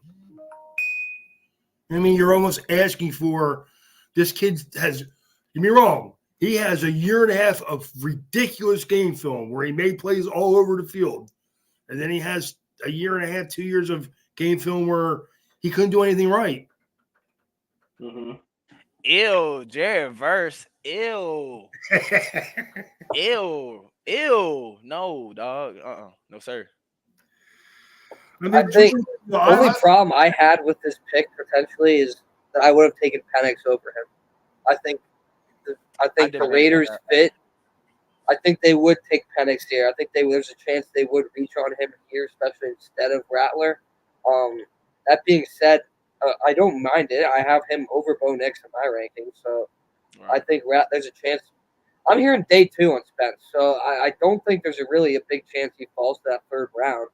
And him and Bo Nix are going to go in the second at some point. So this might seem crazy on paper, but maybe 10 picks later, I don't know if it is as crazy. Right. You know what's funny? I was just talking to somebody what the Raiders can do at quarterback with my Eagle friend. Y'all might know him, Lewis. He's on our fantasy league. But I was just talking to him, and he was like, "Man, what are the Raiders going to do at quarterback?" I'm like, first of all, I think they really do like Aiden. They like Aiden McConnell. As much as Lamarcus, like, who's that guy? They really like him. And for them to bring in a quarterback like Gardner Minshew tells me a few things. Tells me, one, they're going to let those two guys battle it out. Two, they can, and I said they're going to probably get a Spencer Rattler, but I said in like the third or fourth round. So that way it'd be a total quarterback competition. And if Spencer Rattler don't work out, you're not really in the back. I don't think they're in a position to get a quarterback in the first round now because I feel like they want to see what they got. So I agree with the pick. I don't agree where you picked them because I did say specifically to the Raiders. Sam, you got any? Oh, you're talking. So let's get to our next pick then. That would be number 14. This would be Sam. So Sam, you are getting to talk. The New Orleans Saints. Yeah, I'm going to go cornerback here. I think they're getting a little bit older in that secondary. I'm a bit nervous about Marshawn Lattimore and his trade rumors. I think there's some teams that are willing to maybe deal higher end pick for him, which the Saints will accept. So I think it might be smart for them to go Terry and Arnold here from Alabama. Kind of get a cornerback to maybe learn under Lattimore for a couple of games. Take over that cornerback 1 spot. I really was having a hard time taking between him and Quinyon Mitchell. I think both are really good cornerbacks and have, a potential to be ones on any team in this league. So I don't know if it's a hard spot for them to miss. I think it's a hard spot for just the Saints to go defense here and kind of try to grow that secondary. I'm not gonna lie. I see Terrion Arnold more as a safety. I'm not gonna lie, but I feel like in this pick, I mean, I feel like he's a good DB. Like he's one of the guys. I feel like he's one of the guys who can play every one of those positions. I feel like I think he rounds more out as a safety eventually. I would have liked Nate Wiggins right here personally. I would have liked Nate Wiggins. That's my favorite. I thought he was about to take Nate right there too. I'm not gonna lie. I thought he was about to take Nate right. Ray, what's your thought? I'm an Arnold fan. I think he's a good player. I agree with LaMarcus. I think he's more of a defensive back than just a corner. I think he's going to make plays in your secondary, though. And, I mean, I would have went with an offensive tackle here. But, again, I'm always looking at offensive linemen. So. All right, let's get to our next pick. And that's going to be 15 to the Colts. That will be me. And I'm happy right now because I love me some DBs. And we're going to have two going off the board right now. I'm taking the other DB that Sam didn't pick. So I'm going to take Quentin Mitchell right here. I think he'll be a good fit for them. They need a cornerback over there. I think arguably the best DB in this draft I like another DB a little bit. It's very close between him and another DB, and I'll explain that later on if that happens. But I like Quentin Mitchell right here. Get him shore up that defensive back for them. Backfield. Let's start with Ray. What do you think about this one? I love the kid. You know that. I think he's a good player. I think he's another kid who you could play him anywhere in your defensive backfield, and he's a good tackler. He'll cover for you. He does a lot of good things. So I like him. Sam, what do you think? Definition of a quarterback one to me. We saw him with the Senior Bowl. He stands tall. He stands proud. He plays really tough. I think he has all the little things you need to be a solid cornerback in the league. So I like him with this pick. I think Indy really starting to build a solid secondary. They got Juju Brents last year. We also saw at the Senior Bowl. So you kind of pair these two. They got a really young, nice core. Then I think I love to see that in the NFL where you got 3 to 4 younger guys who are gonna be able to grow together for a couple of years and really create a solid defense down there in Indy. Yeah, I like that.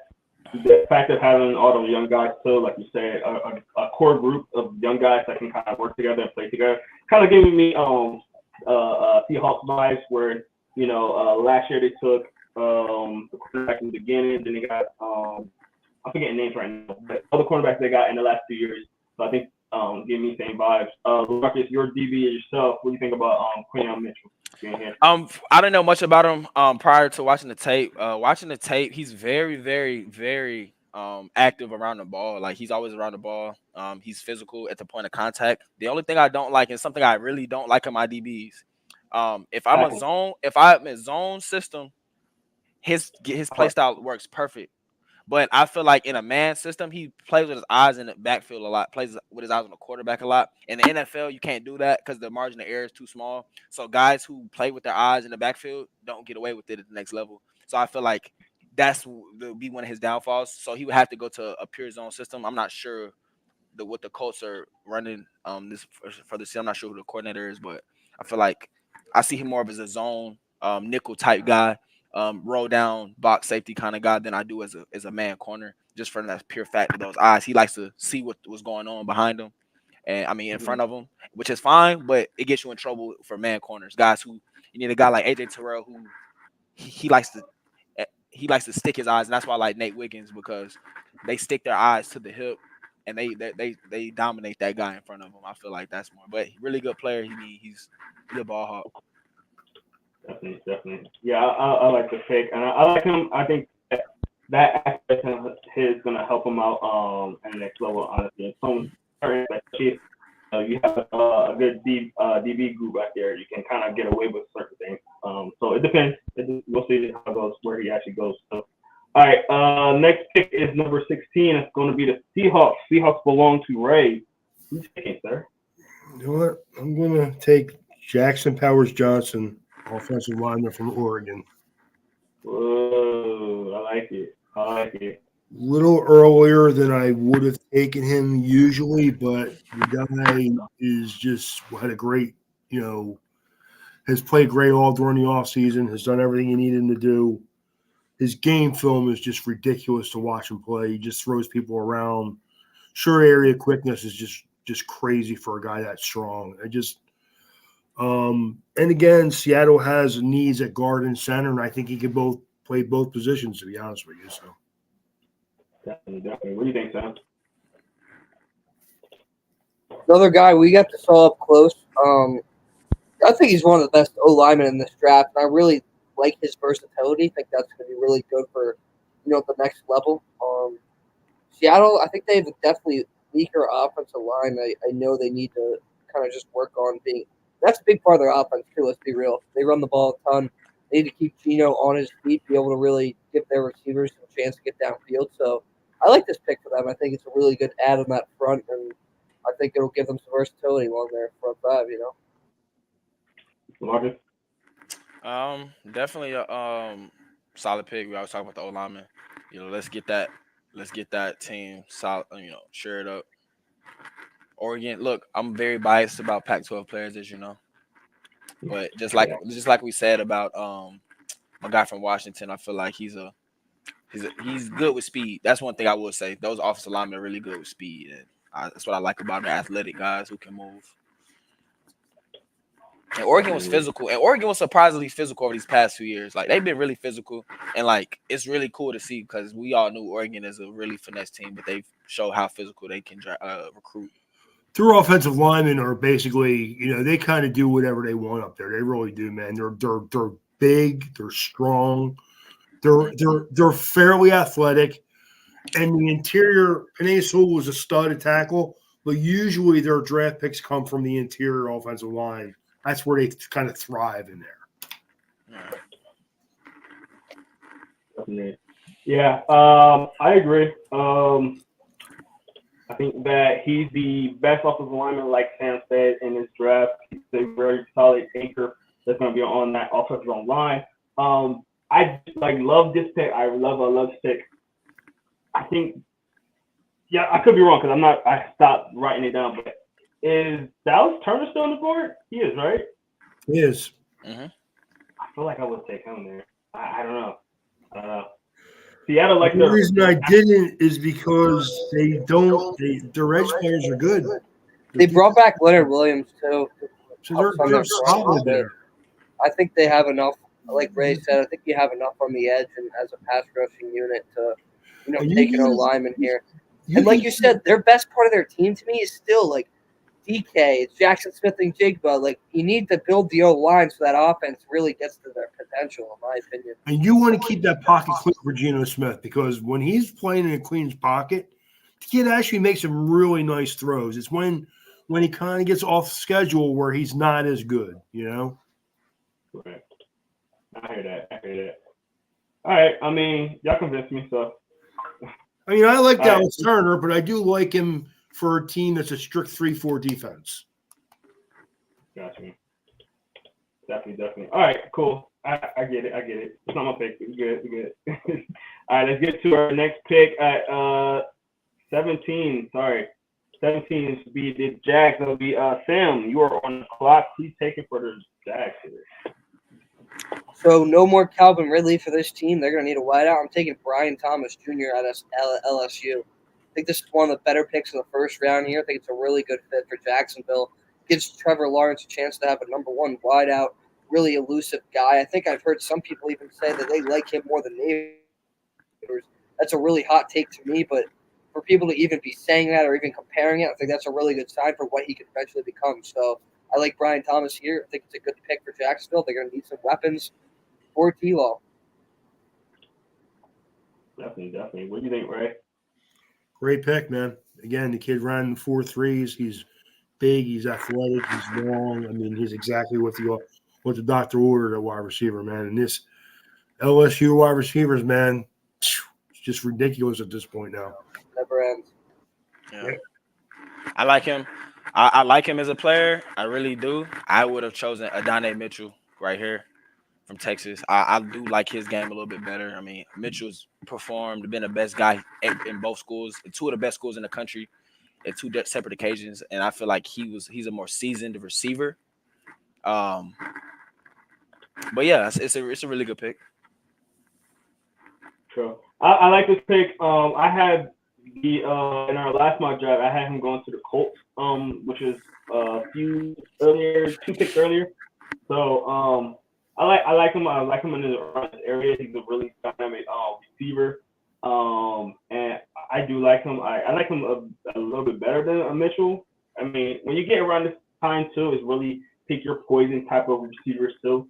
So all receivers that go from this point to like mid second round, they're all like bunched in one group. In my, so it's kind of like pick your poison. What receivers you like? I just right. I just think Flowers get picked, before a couple of receivers last year. Right. See how that works. So go ahead. I mean, Marcus. Yeah, I just think it's kind of crazy that with all the weapons in this draft at receiver, people are still having Ladd McConkey as a top guy. Like, that's crazy to me. And not saying he's not a good player, but it's like it's not. Yeah, it's like I get it. In other drafts, maybe. In this one, I don't see it. He isn't anything close to the ceiling that a player like this or Mitchell does for Marcus. Like these guys are like Pro Bowl perennial players that could even leg it, Jerome. I think some of these guys are true number one guys, and for people to be 32, dude, really? I mean, let's really look at all these guys and say that he's a better overall wide receiver prospect than some of these receivers. Which he's not even close. Yeah, I see him performing. I see him as a second day guy, third day guy, but he's a guy who's gonna. I think he'll perform in the league just fine. I think he'll be a better punt returner than he is effective in the slot or whatever he's going to be. Honestly, really? I think he's going to be that sound special teamer who's a third, fourth wide receiver for a good team. I can see it. Definitely. I can see him being maybe a second option at the right place. I hear that. All right, let's get to our next pick. It's going to be the Bengals, and I have the Bengals here. And I'm not going to say his name. I'm just going to put him on the board. Talif Tuaga.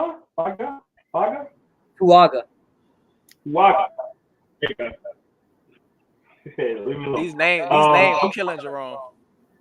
Bro, and I'm picking on the bad kids, names too. So yeah, I'm picking him here. A big guy that's gonna be kind of juggled between him and Guyton. I think he would be better right here. A slightly better fit for Bengals. Right, you can correct me if you think otherwise, but I think he will be a good anchor on that right side for the team and to really help them out and get them to protect Joe, because Joe's been injured almost every year now, and they need to keep him upright because this Bengals team is going nowhere without him. Many receivers, many tight ends, or whatever they're doing, they gotta get that offensive line right. I think that this is the best bet for them. Ray, I'm gonna let you start with this one. What you think about him being on the Bengals? I love him here, man. I think that, again, the Bengals need to address the offensive line. Fuaga's a really lean, athletic kid who's got a lot of upside, man. Correct. And I got the approval from Ray, so I feel good about myself. What about you, Marcus? What do you think? Them linemen, this is the third one. I feel like this is the third offensive lineman you've chosen from the Pac-12.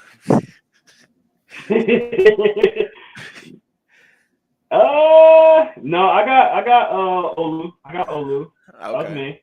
Okay. But yeah, I think these linemen, these are some of the best guys. I think the entire reputation from the Big Ten, those linemen being the guys, I feel like it's also kind of applied to the Pac-12 at this point. Those Pac-12 got some really good guys, and they're so well-rounded, and I think that's the factor.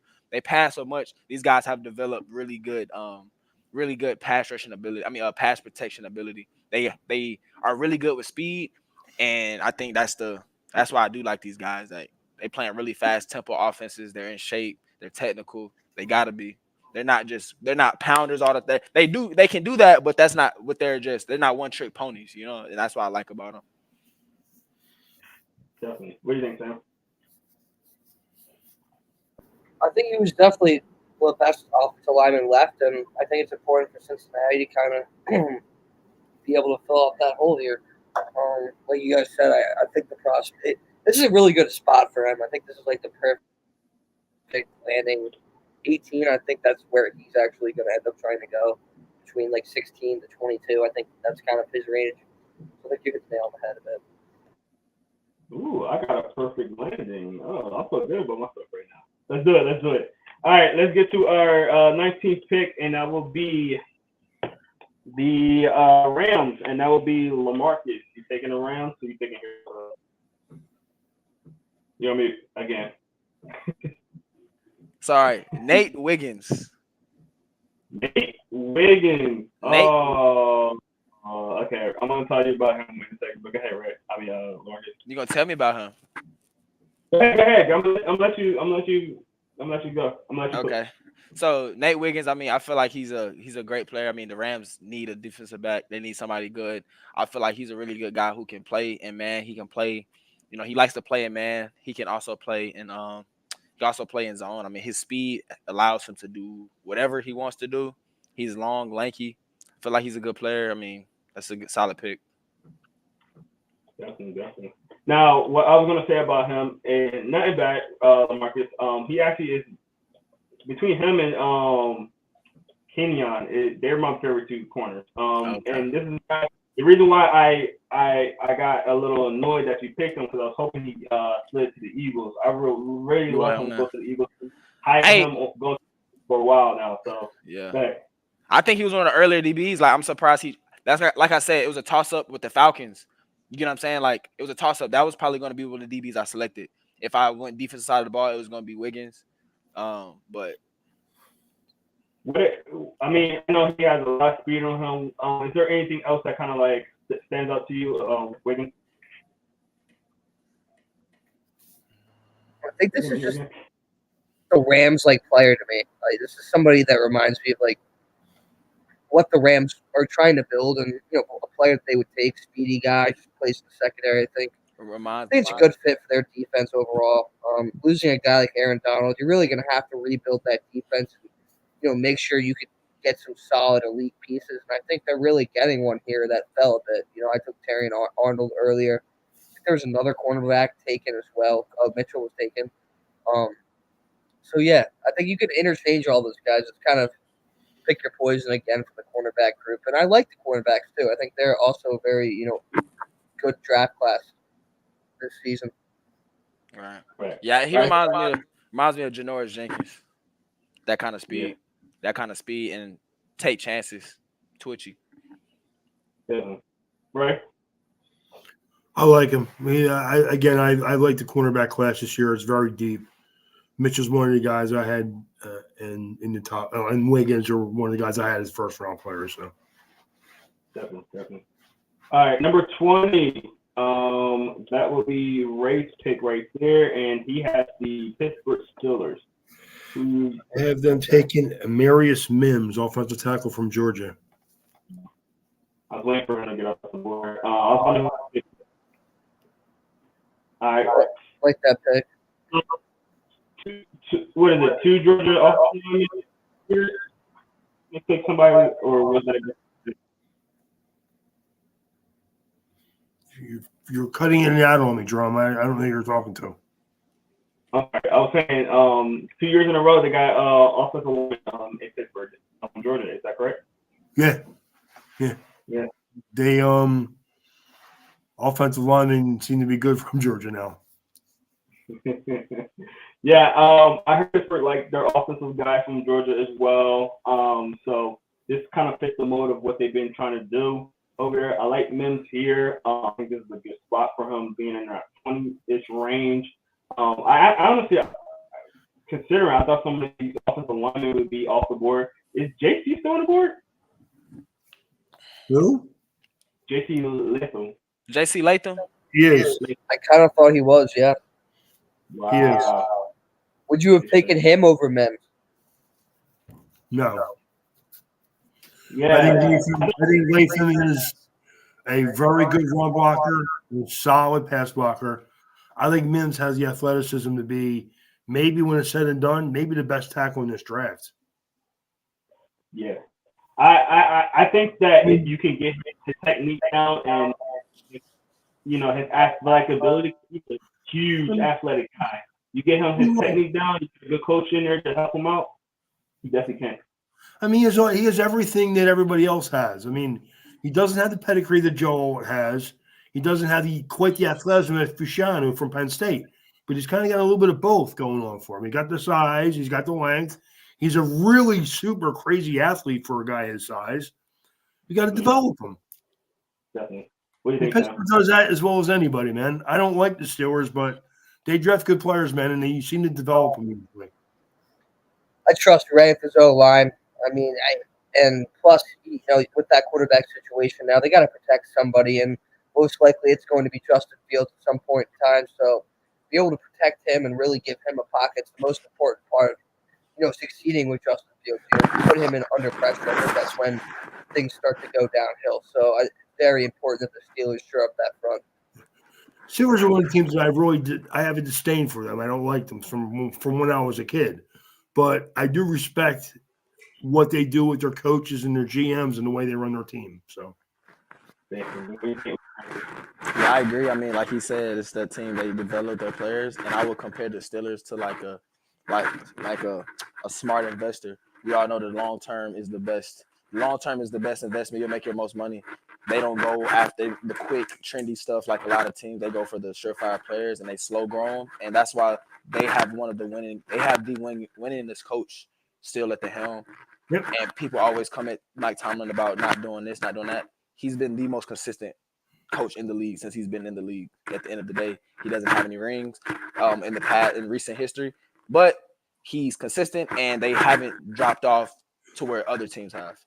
And the best thing about it is not only do they realize, we don't have a team issue, we have a quarterback issue. So now who cares where we drafted Kenny Pickett? It's time to move on. We'll go out and get Russell Wilson. And not only that, we'll double down and get his backup.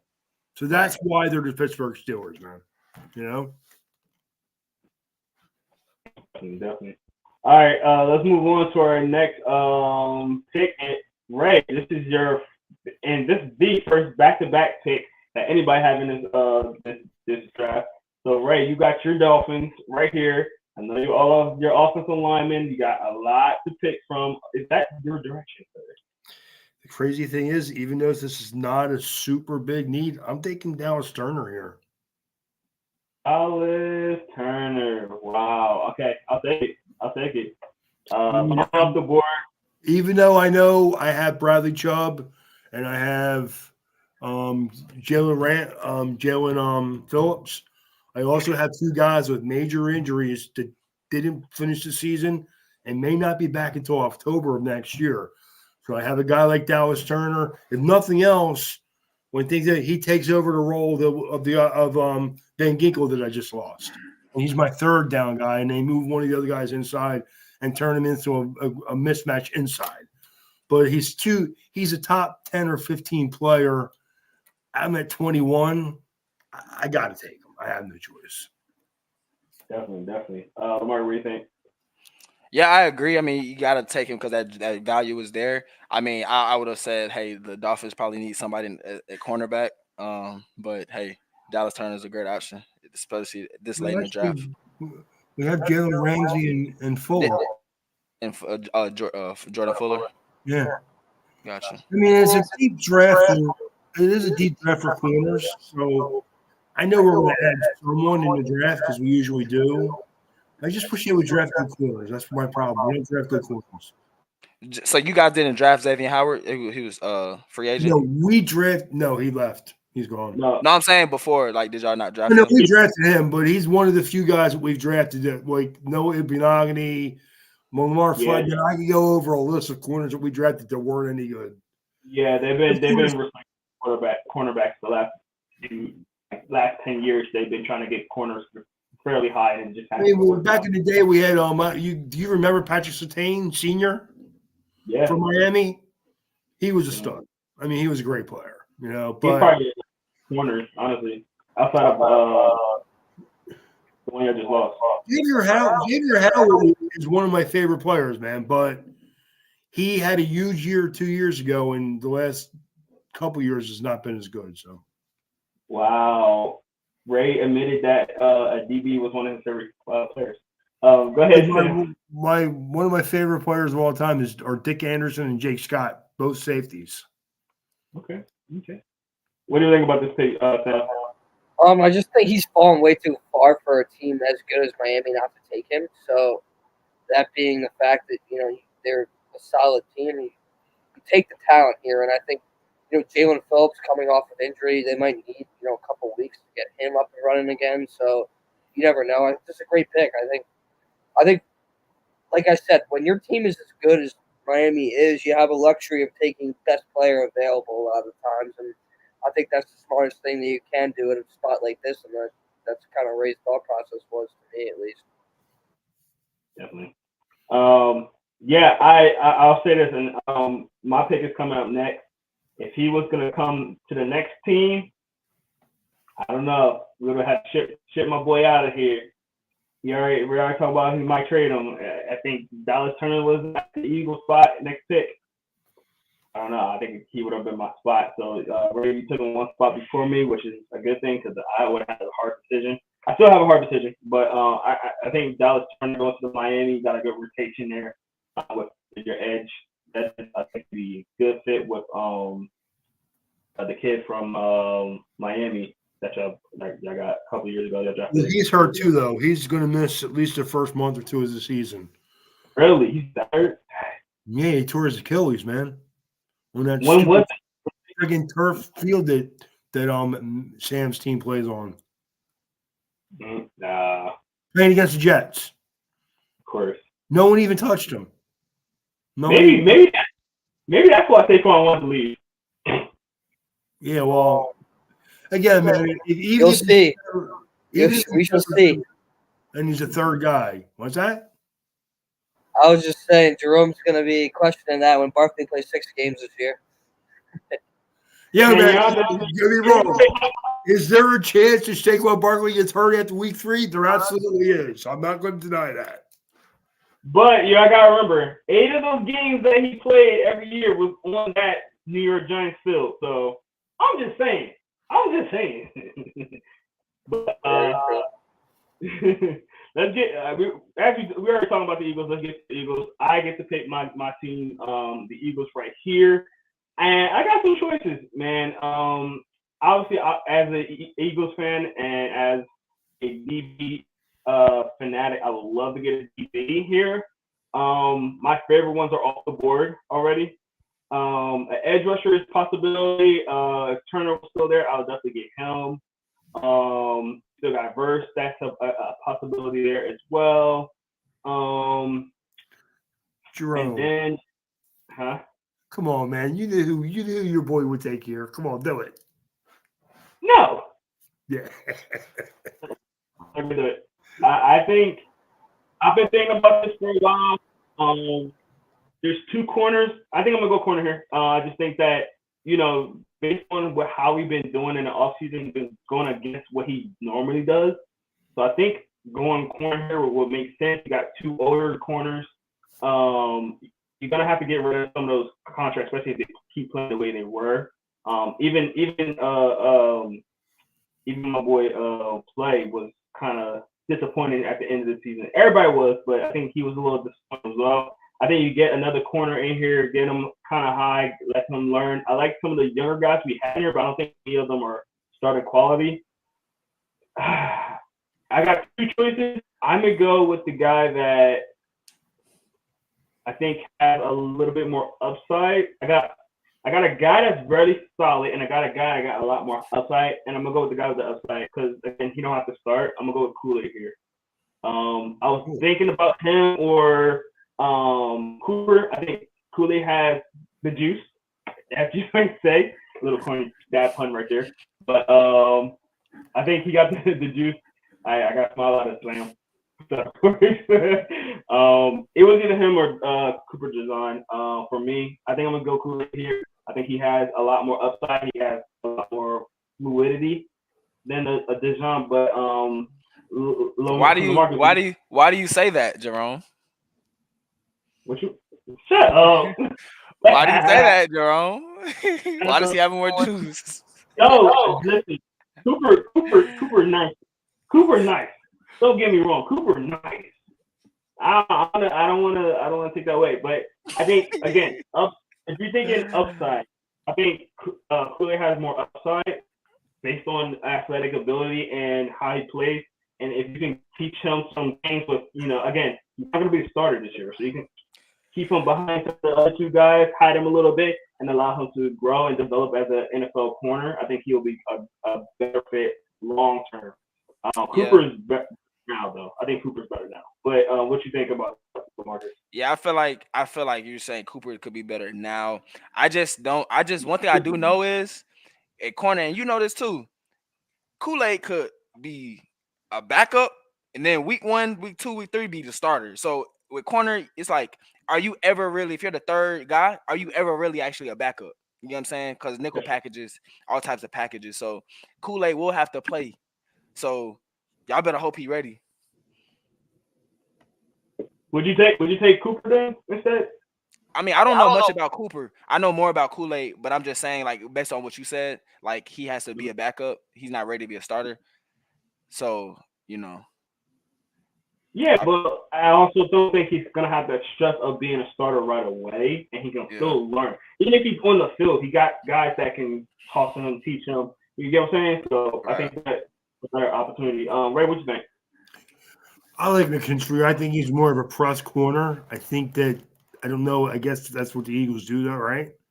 Mm-hmm. I think I think Big Fangio is trying to do that a little bit more. I mean, no, man. Fangio likes zone corners. I don't know. I probably would have taken Dijon there, to be honest with you. Okay. What do you think, Sam? Yeah, that was the only thing I was kind of thinking was that I thought Iowa being more of a zone defense and Gene playing a lot of zone defense in college and moving all around. I think that does a lot more for the Eagles secondary, who's they have C.J. Gardner-Johnson back, but I truly just think Gene to the Eagles would scare me a lot more. I think he'd be a culture fit. I think a lot of that team would take him under his wing. I don't know too much about Kool-Aid, but I think both players solve a lot of issues here. Definitely. I appreciate the comments. I appreciate it. All right, let's get to our next one. 23, that will be the Vikings, and that will be going to Sam. Sam did you have both for the Vikings pick? No, I had the first one. All right, so the Vikings already got J.J. McCaffrey. Sam, who's taking here? This is where it gets a little interesting. Personally, I kind of want to just take the Gene, though, because I think I will. Vikings secondary, I feel it's been really brutal these last 4 or 5 years. They're really known for giving up a lot of yards to receivers, and they play in a really tough division. Now you're gonna have to go against that trio that Green Bay has. Chicago has a ton of receivers. It's a very hard division for Minnesota, so I think them getting a cornerback or defensive back who kind of move all the way around the field, I think that's really good for what they're trying to build there, and I think he would fit the culture really well and what they're trying to do in Minnesota. I'll say this, Sam, for everybody else know.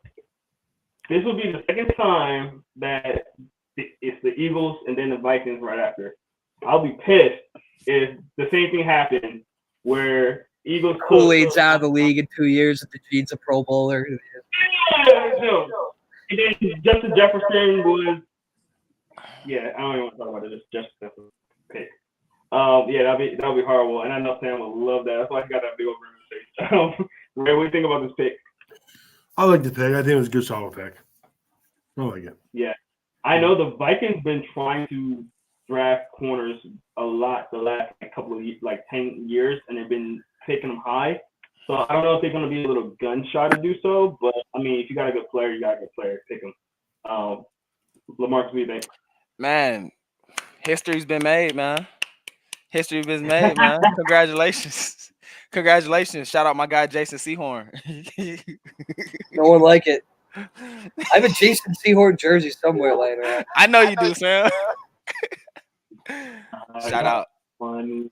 Jesus. Yeah, funny. Wow. All right, let's get to the pick number 24. That's going to be Marcus. You got the Kyle girls. Boys. Who you taking? All right, so that offensive line, that Tyron Smith, like they're talking about, he's like they want to resign him, but obviously the injury factor. So, it's like are they gonna stay with him? So offensive line, and then you got center, you got tackle. I'm gonna go with is JC Latham still on the board? He is. I'm gonna have to go JC Latham right here. It's a great pick. Yeah, I might have to go JC Latham because like we were talking about earlier, him being a ground guy, a heavy run guy. The Cowboys, their MO. They like to throw the ball. Like they're not going. They like to throw. They like to run the ball, but throwing the ball is equally as important for them. But I feel like JC Latham can do both. He's physical. He'll go right in. I feel like he'll fit right into that system. And even if they do re-sign Tyron Smith and he gets hurt, right? He stays on the roster, but he does get hurt. I feel like JC Latham can still interchange to that tackle spot, and be effective. And then definitely with some development, some experience. Not even say development, just with experience. That's what it is. Guys got to get in there and feel comfortable. I feel like he fits the Cowboys, what they want to get done. Yeah. I like the pick. I kind of want to go Guyton a little bit more. I feel like he fits just a little bit more in my opinion. That could just be me. What do you think about that, Ray? I think they're very comparable players. I just think that I had him, the Alabama kid, a little bit higher. I think that he can play. I think he can play left and right tackle. Where I think that what's his name is going to be just a right tackle. I do. So. What do you think, Sam? This kind of this scares me a bit of being in the division. I think this is a pick they trying to get Dallas back to where they were, and when they were, I feel like really scary, and that run game was really dangerous with Zeke and DeMarco Murray. That front was amazing, and I think Dallas really needs to focus on that before they start pointing fingers. And it's been a shame to kind of see that team. Not that I root for them in any way, but it's a lot of good players pointing fingers at each other, and I feel like a good offensive line might help solve a lot of issues in that locker. Definitely. I just think that Latham's more likely to be able to play left tackle at a higher level. That's all than Guyton. I like Guyton, but I think Guyton is more of only a run blocking left tackle, and he could be a really high level right tackle. Okay, I like it. All right, let's get to our next pick, and that will be pick number 25. That is the Packers, and that's going to Ray. You know what?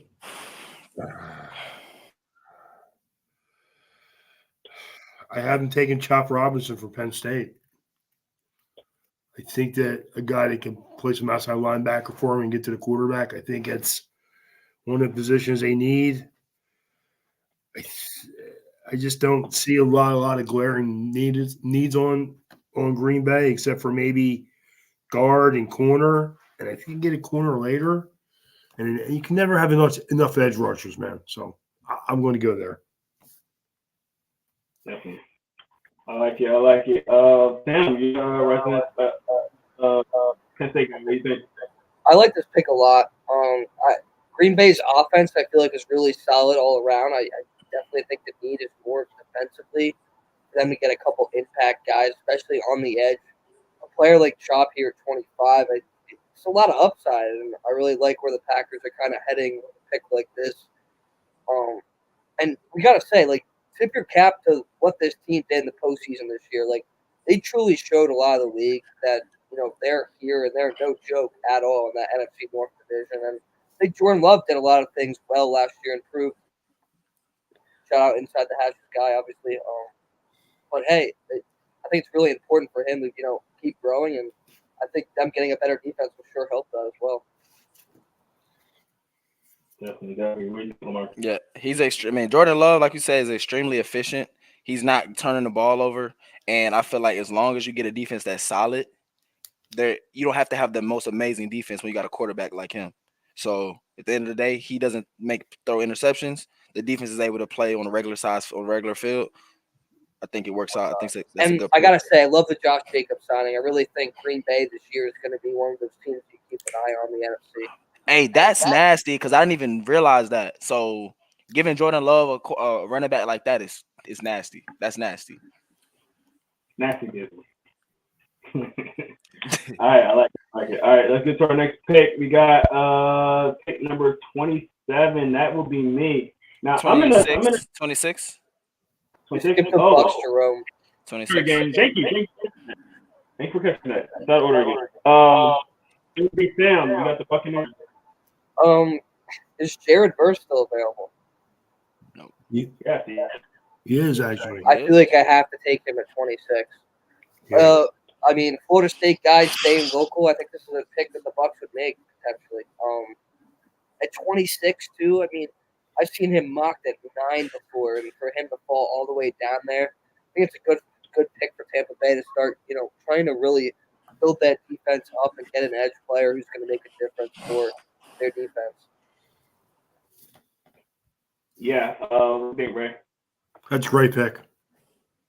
Great pick. I actually thought about that one with the Packers, but their edge guys are good. They need more of an outside guy, Guy who can play some outside linebacker for them. So great pick. I mean, I like Jared Verse. I just don't feel like he's it. Like, he's a good player, but I just don't feel like he's it. I mean, solid player though. Like, I don't feel like, and it's weird. I don't feel like this class of edge guys was just like anybody just stood out like that. Like, yeah. The other thing about him is that he's like he wants to freelance a little bit. He doesn't really take on blocks.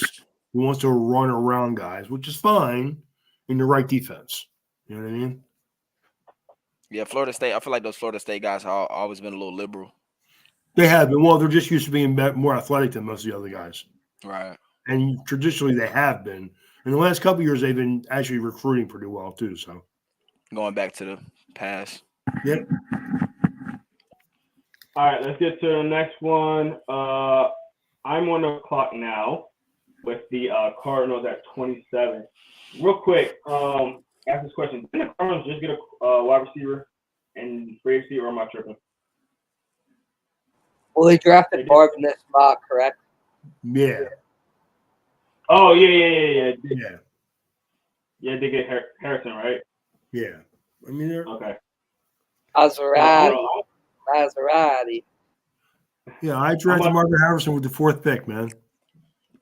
Yeah. Okay. I know it was like over an hour ago now, but Never know. I guess they could double down, maybe. I mean, it could. They lost Rondale Moore this offseason. I did know that. I think you still have Michael Wilson. You still have some okay guys. But I will say this, though, regarding Sam's last pick.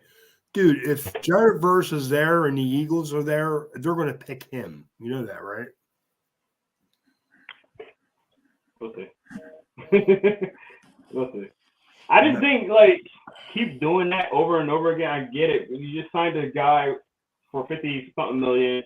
You gotta look into your pass rushers that you already have. You run back, Brandon Graham, getting older. They might trade away. He's only signed a 1-year contract, man. He'll step right in and replace. That's who he would replace. Yeah, man. Let's move forward. Sorry, guys. So we do that, and I feel like we do that so much, and it's been working, and it helps us. And but I was going to say, right, and it does what? I feel like we when we doing that, we're stringing ourselves out on other positions. We need to expand that sometimes, Like if we didn't. No, but you're right about one thing though. If they do take a corner position besides that, it will be corner because they love corners too. So. Yeah, that's what I think. So, with this pick right here, man, there's a couple of ways I can go. There's a certain DB that I can pick right here that I think will fit for them, which they might do. I'm looking at my prospects right now. I'm kind of having a hard time, to be honest, but I think I'm about to get a little nasty with it right now. Because honestly, I was thinking Verse right for them here. If Cam didn't take him right before me, which when he picked him, kind of made me smirk a little bit because I think I might get a little nasty with this. But I'm gonna go, and they're gonna go crazy when I show you this, but I'm going Bo Nix here, man. Going Bo Nix here. To the Cardinals? Yes. They're gonna get a little racy this year. I don't hate it. I mean, you look at this and you're kind of saying, hey, they don't trust Kyler enough. And I guess this guy wide receiver this year. I don't know. He's quality enough. This could be a trade out possibility right here. But listen, Kyler hasn't really got it done. He put a little fire under his butt a little bit. Get the quarterback position kind of situated early. Maybe trade, Kyler. You never know. All I'm gonna say is they need to take Kyler's game system. They need to take his game system. Take his game system. I'm dead.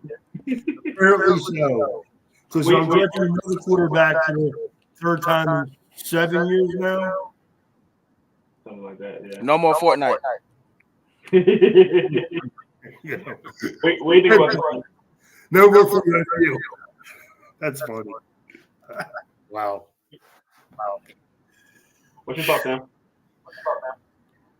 no, I don't think it's too crazy. I guess I don't know. I'm not high on him at all, to be quite honest. I really like him. I can't stand. Here's the thing. I can't stand Kyler Murray.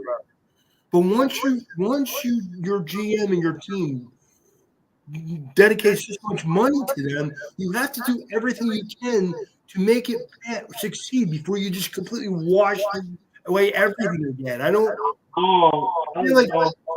So you're not doing it with an overbearing talent in this. You guys are giving GMs out every 3 years.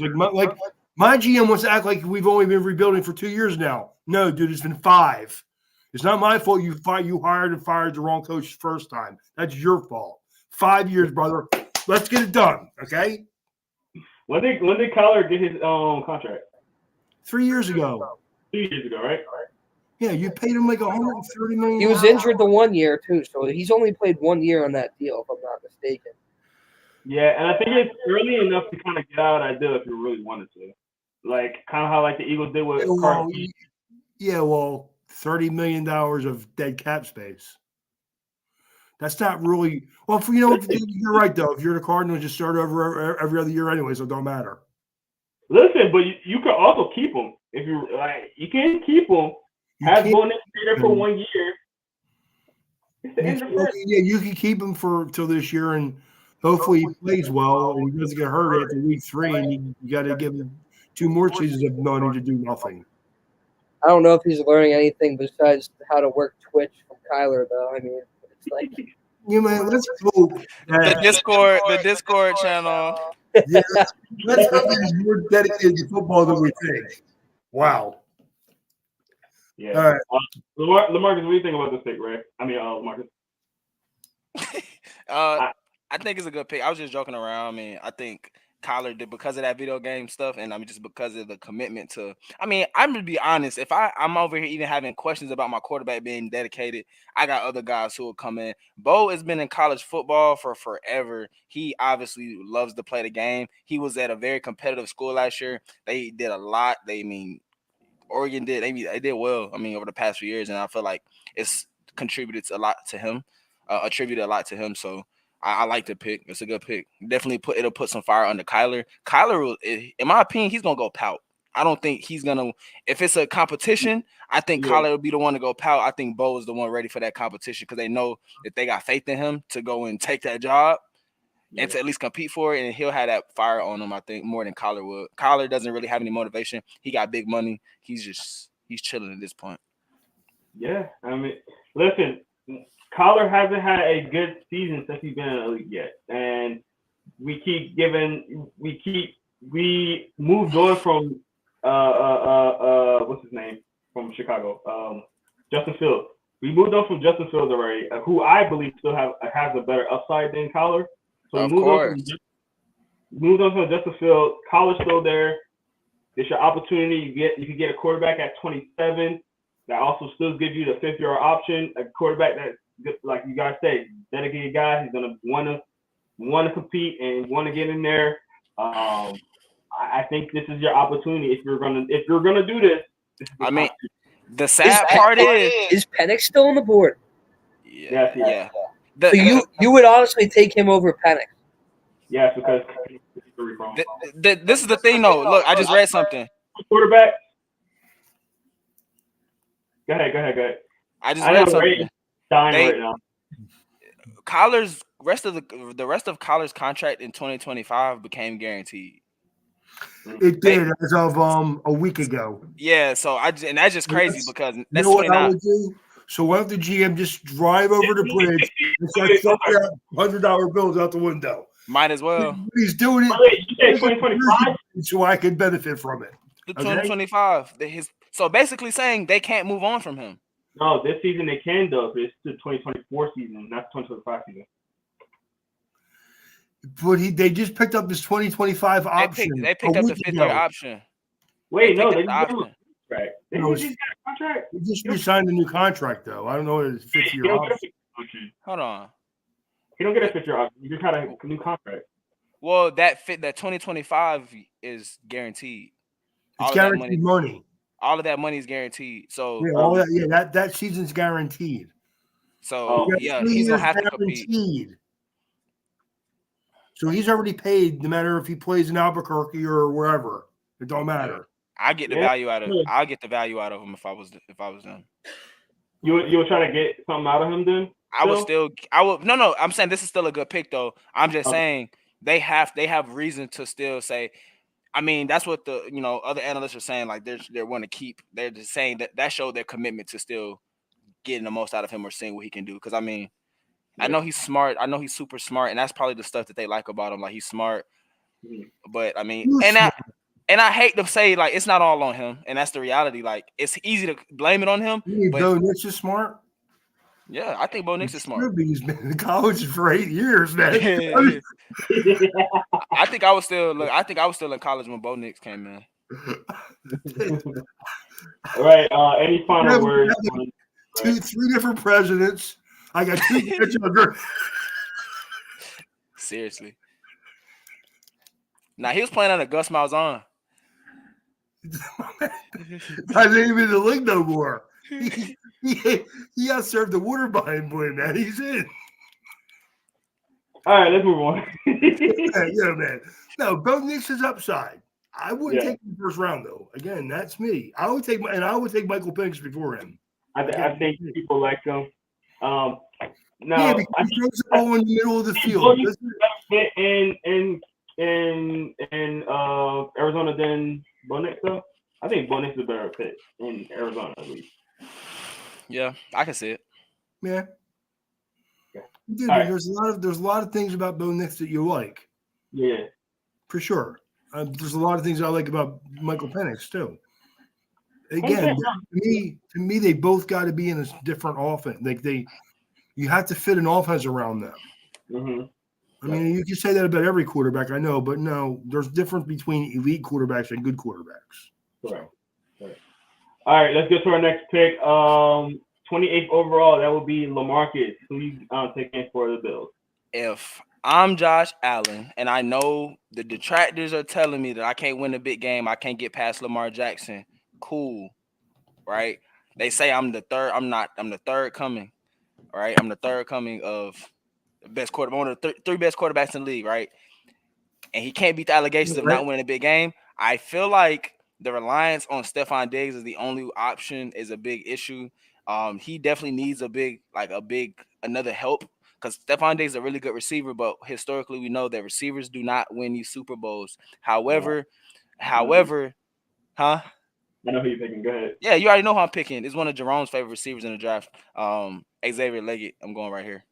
Oh, you surprised me. I have him. I swear I have him. I feel like that's a really, really good option. Big target for a big quarterback. That's gonna be a nasty tandem right there. Stephon Diggs will be able to get open a lot more. I feel like it'll work out for them. Definitely. Hey man, I like Leggett a lot. I think he has very high upside. I know a lot of people are down on his numbers and stuff like that at South Carolina. I read some backstory stuff about him that kind of prevented him from getting to that point. It's a lot of personal stuff that's been going on with him. How much is that true? I don't know. So I don't want to like just say what it is because I don't know how much it is true. But if it is true, I understand why he had to step away from football a little bit and things like that. So his numbers wasn't gonna be up. But from what I've seen at the Senior Bowl, from what I've seen prior to the Senior Bowl, what kind of player he is, I've been saying this forever. My comp for him is AJ Brown. I've been hearing people steal my comp for him ever since I said it. But his speed was a 4.34, I think it was. Super fast wide receiver for Crazy. that size. I love it. I love it. LaMarcus. Sam, what do you think about this? You got a chance to talk, look at him at Yeah, I think LaMarcus made a good point to where like you're kind of looking at this Buffalo team and they have some gadget guys, they have some speedsters, but I do think they lack a guy like Leggett who's just a built, lanky wide receiver who's really going to make some tough catches in the middle of the zone, and I think he could do it all potentially. And anyone that would wish Josh Allen, to me, he's the second best quarterback in the league. I still think. Whoa.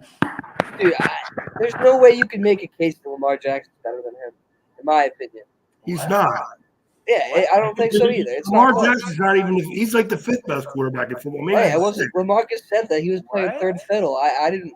I just wanted to hit on it, but Hey, I still personal think Josh opinion. Allen's the second best player in the league, arguably. Hey, I win a think Patrick game. Mahomes. Win a game. Yeah, Let's win a game. I mean, it's tough, man. How about if you're the number one seed in your conference and you're 2-4 in the playoffs, which was what Lamar Jackson does. I mean, Shut down the run. He can't beat you. You're be good. honest though. Josh Allen has gotten way more support. They don't give him some. They don't. Well, give him Josh Allen scored Hey. 14 seconds left against Kansas City. He won the game. The game was over. You think that Baltimore doesn't have a better roster than the Bills? Because that's not right. They do. A way better roster than the Bills. Way better. You could argue that maybe Buffalo has one receiver They have no. than Baltimore, but that's it. LaMarcus. Defense, better. Special teams, better. Offensive line, better. Best running game. Hey, I'm gonna just be real. Let's look at look. With the last time I looked at the number of attempts, He completed half his passes in let's the look at if we go look at the numbers. Look. This is all I want y'all to do. That's all I want you to do. Go look at their number. Go compare their numbers since they both came into the league. That's all I'm gonna say. Go compare the numbers. Look at the number of attempts. Okay. Go look at the number of Josh attempts. Allen throws for more yards in a season than Lamar Jackson won 2 of them. That's not his fault. Go look at the number of attempts. The offense. You have to have a specific offense around Lamar Jackson for him to succeed. You don't. That's the cop out. Right. Right. That's the cop out for OCs to say we can't make him do this. You're not good at your job. Lamar Jackson is capable to throw the ball. He's not accurate, dude. Marcus, you're not gonna win this one. You're not gonna win this argument. Accurate, man. I've been around Ray way too much. You're not gonna win this argument about Lamar Jackson. This man has.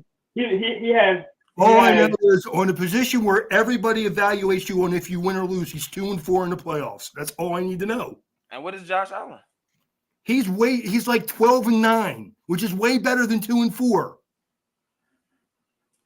And one guy's been to an AFC championship, and one other guy can't even get over the hurdle, even when he's the number one seed with the best defense. Josh Allen's 5. He's 5-4 in the playoffs. 5-4. I'm sorry. So winning quarterback in the postseason. And what the real shame of it is they both had the same problem this year. They ran into the best player in the league. So whose fault's that?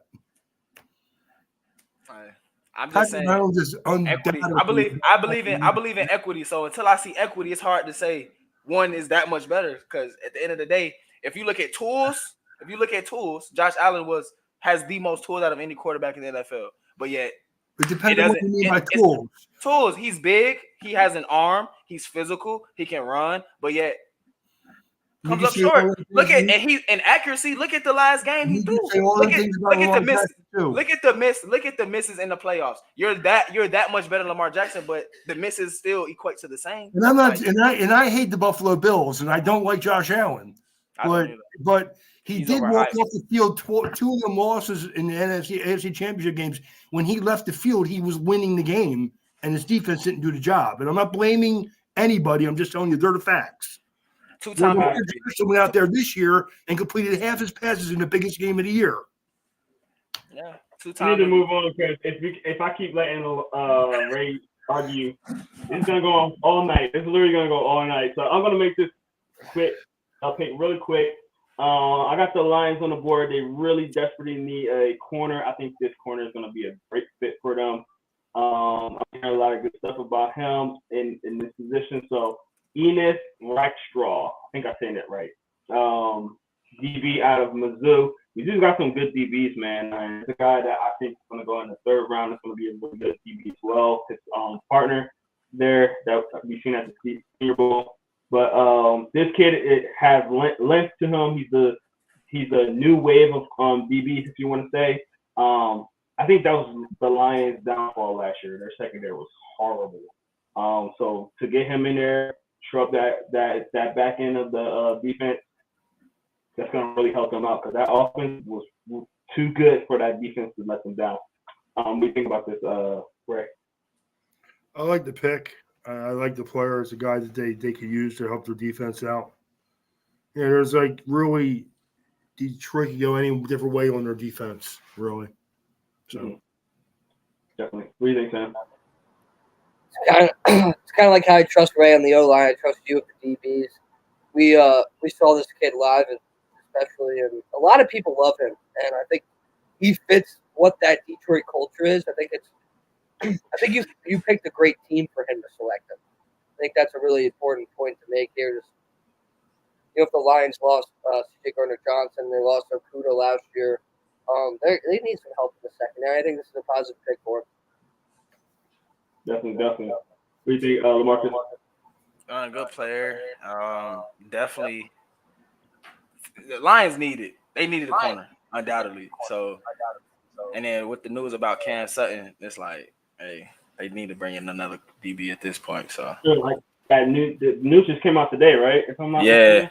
Yeah, he has a warrant out for his arrest. So hopefully that's not nothing too crazy and he's able to come back. But it's just like, I hate to see guys go through that kind of stuff because you just like, it's not even related to the field. Yeah. I just seen that today as well. That's very unfortunate. So, and that's a Georgia guy too. Yeah. All right, let's move on. That was my last pick of the day, so I'm done. And for the Ray's last pick, he has his favorite team. Come on, Ray. Let's give Lamar Jackson a weapon. I am. I'm giving it to Donnie Mitchell from Texas. I love that pick. Oh, that's a good pick. I like that one. LaMarcus, that's actually who I thought you was gonna pick next. Actually, for who was that? You just picked for the Buffalo Bills. I thought you was gonna go. Donnie Mitchell. Yeah. I didn't want to say, hey, let's get a guy like what's his name? Another guy like Stephon Diggs. I was like, I don't need another guy like that. I feel like let's get more of No, Buffalo needs to move off from Stephon Diggs. He's becoming more of a pain in the ass than he's worth. So. Yeah, no, I agree. But why Mitchell here, Ray? Just combination of size and speed. I do think that Lamar Jackson throws the ball pretty well outside the numbers. I think that he struggles in the middle of the field. He's late in the middle of the field. He has 3 good tight ends, man. So they should have no problem occupying the middle of the field, and then getting a couple guys out wide. I think that I think Baltimore is as talented as any team in football. Mm-hmm. I won't question it. I think their coach is a good coach. I do question what they were doing in the championship game when they gave up on the run game. But again, I think there's certain teams that can give up on the run game and still win, and Baltimore just doesn't happen to be one of them. Definitely. What do you think, Sam? It's a good pick. I mean, they obviously need more help on the outside, and Odell left. I just saw Port Ray that he's meeting with Miami tomorrow. So, Odell Beckham's going to Miami? Yeah. He better not. I don't know how to do. Where No, I careers- like Where careers go to die. I like Mitchell though. I think he's a That's good good, coach. man. for I'm Baltimore. trying to trade Tyreek Hill too. Anybody interested? Yeah, I don't know. It's a tough spot, and I think we were talking about this Baltimore offense. Mitchell might help them a lot. You never know, and I think a lot of people see this guy potentially being a wideout one. So I think it's a good pick at pick 30 in the first round. Yeah. With Dave Marcus. One of the better receivers will be one of the best receivers on the team day one. Like he's polished. Like that's the reason why he could go play for a Georgia Kirby Smart, and then be just as effective at Texas with Steve Sarkisian, who's an offensive genius. So if anybody can evaluate receivers, anybody knows they need receivers, is Steve Sarkisian. So I mean, shoot, he'll be one of the best day one. He's polished. That's one thing I would say about him.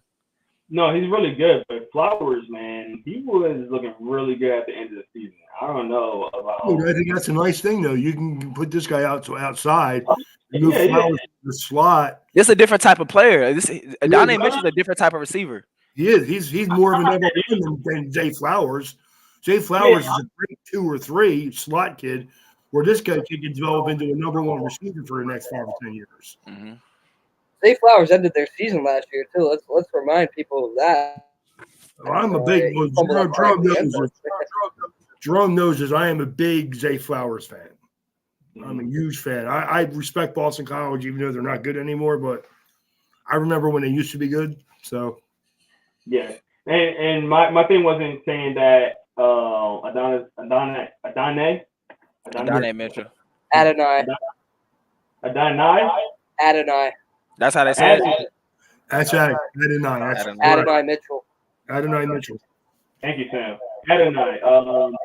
That's The fact right. that I would say that Adonai couldn't get up there, but the fact that Zay Flowers is so good already, and he had such a good season, especially at the end of the season.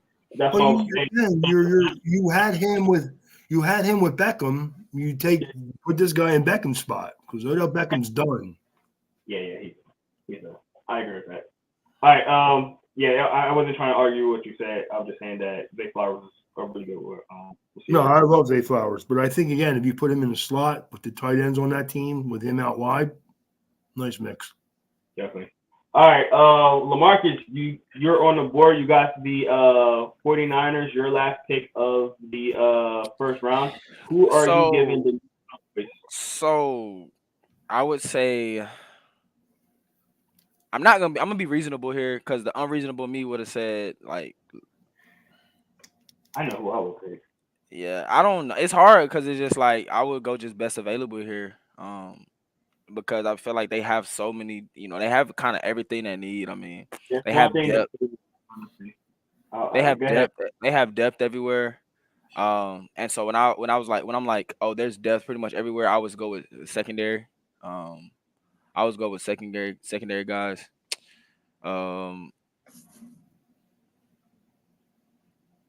So Nate Wiggins is no longer available.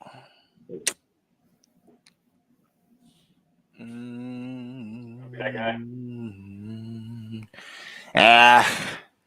I know he's. Oh no. Oh know no. You don't know who I'm about to pick. You do not know who I'm about to pick. You do not. All right, right here. I'm gonna go with Kamari Lassiter. No, and this very interesting, right? This is very interesting. Right? See how fast I got that up there? I knew you was about to pick him. Listen. All right. The first national championship that Kamari Lassiter played in, right? The draft where Khalid Ringo came out, right? That season really showed, like, me and Jerome talked about it. Kamari Lassiter was bad. That's the reason why Ringo, and most people, if you go watch the tape, they don't know this, but if you go watch the tape, the reason Ringo he had such like an unblemished record was because they were attacking Kamari Lassiter the entire season. So every long ball that got thrown was on Lassiter, and that was his freshman year. But since then, he's had a lot of growth, a lot of experience. I feel like as a DB, you can have ups and downs, highs and lows, but for him to come back and still work his way to be, come from that season to come back to how he did, I feel like he showed I mean, he was obviously talented athletically, but I feel like that technical aspect is where he kind of picked up on it. He got better because I couldn't stand him. That his freshman year, I was like, this is why Ringo. This is why Ringo. You remember that? Like, I was like, this is why Ringo. I went through an entire breakdown of every play he played, and I'm just like, dude, he's getting crapped on because, and that's why Ringo looks so good. Mm-hmm. Yeah. Like I said, I knew you were gonna pick him. I would have personally picked Graham Burton right here. They need an offensive lineman. I would have picked Graham Burton right here. And that was a big reason why, they lost that Super Bowl because man, Chris Jones was wearing them out. They need to get somebody inside that can help them in the passing game. I think Burton would have been a better take there. Ray, what do you think about Lassiter here? And would you pick Burton? I mean, I always agree that, like LaMarcus said, you could always use more corners. There's always a girth of them you need. I would have went inside a little bit too, probably offensive or defensive line there, because that's where they seem to be losing guys every year now. And their left tackle, as good as he is still a pretty old guy. So, yeah. What do you think? I was kind of with you, Jerome. I like Graham Barton a lot, but I do like Lassiter. I think he's an intriguing prospect. So again, yeah. The Niners have the luxury of taking guys like that, and basically a second round pick too. So there's a little leeway, in my opinion. Yeah, I've been hearing people possibly pitting Lassiter at safety. Do you guys heard that or heard that at least? I didn't hear that. No. I heard it. No, I didn't hear it. Okay. I'm pretty sure I heard somebody saying that they would like Lassiter play safety. I could be wrong. All right, let's get to our last pick, and this Sam's gonna close us out with the Super Bowl champion, the Chiefs at 32. This is gonna be a very interesting pick. Who's picking here, Ray? Me. I'm so used to saying Ray on the podcast, that's why I always say Ray. So basically, what Andy Reid offensively was most successful with during his whole NFL career: Tyreek Hill, Deshaun Jackson. Let's get Xavier Worthy here. Let's go, Sam. Let's go. I think this is a team, again, best team in football. Don't think it's relatively close.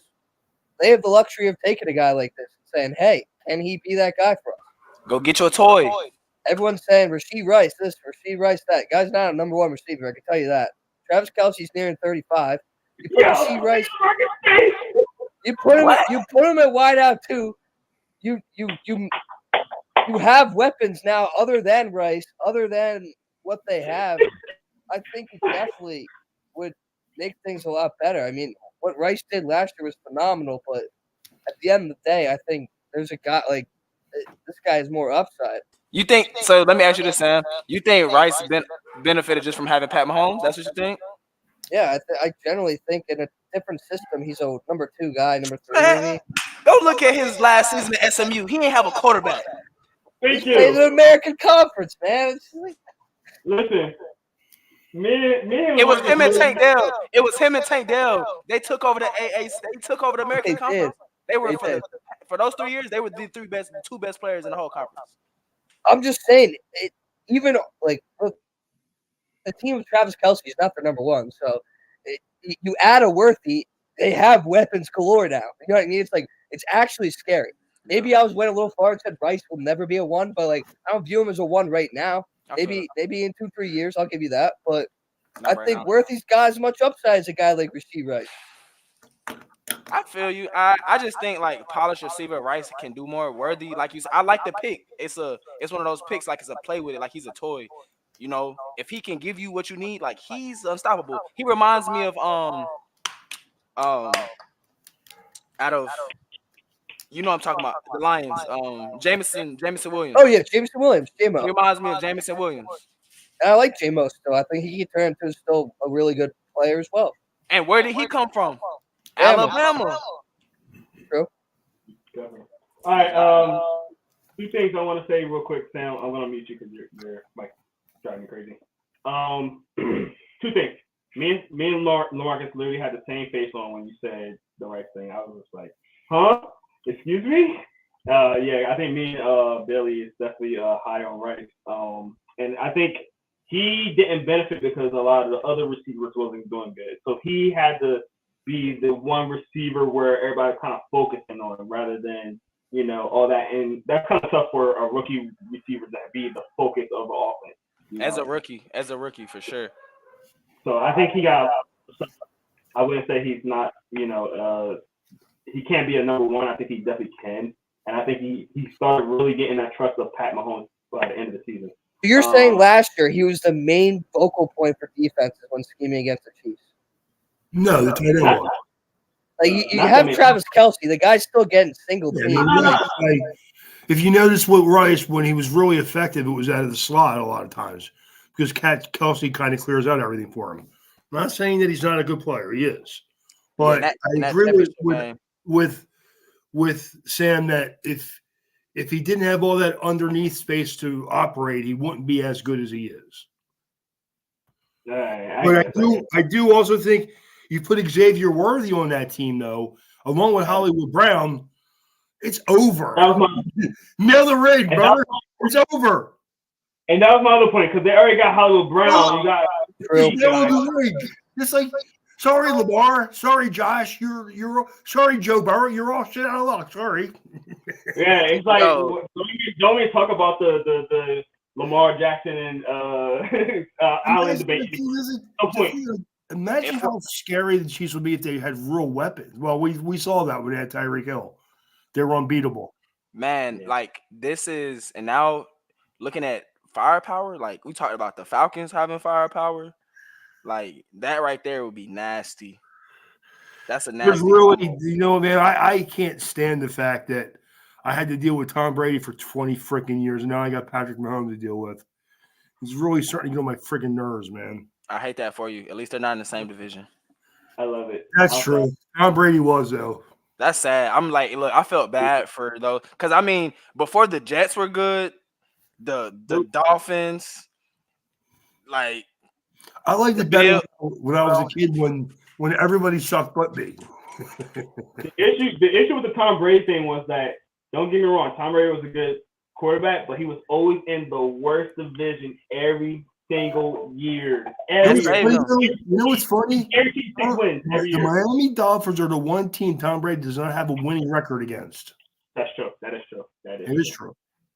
That's very true. He don't like playing in that heat. No one does, man. I love it. You ever been to Miami Stadium? It's funny. The whole side where the players of Miami it's like all shady, like 60 to 70 degrees. On the other side, it's all like 90 to 110. It's awesome. Golly. Best home field advantage in football, brother. It's the best. That and playing on that crappy turf at MetLife Stadium. Yeah. Crazy. Broken. All right.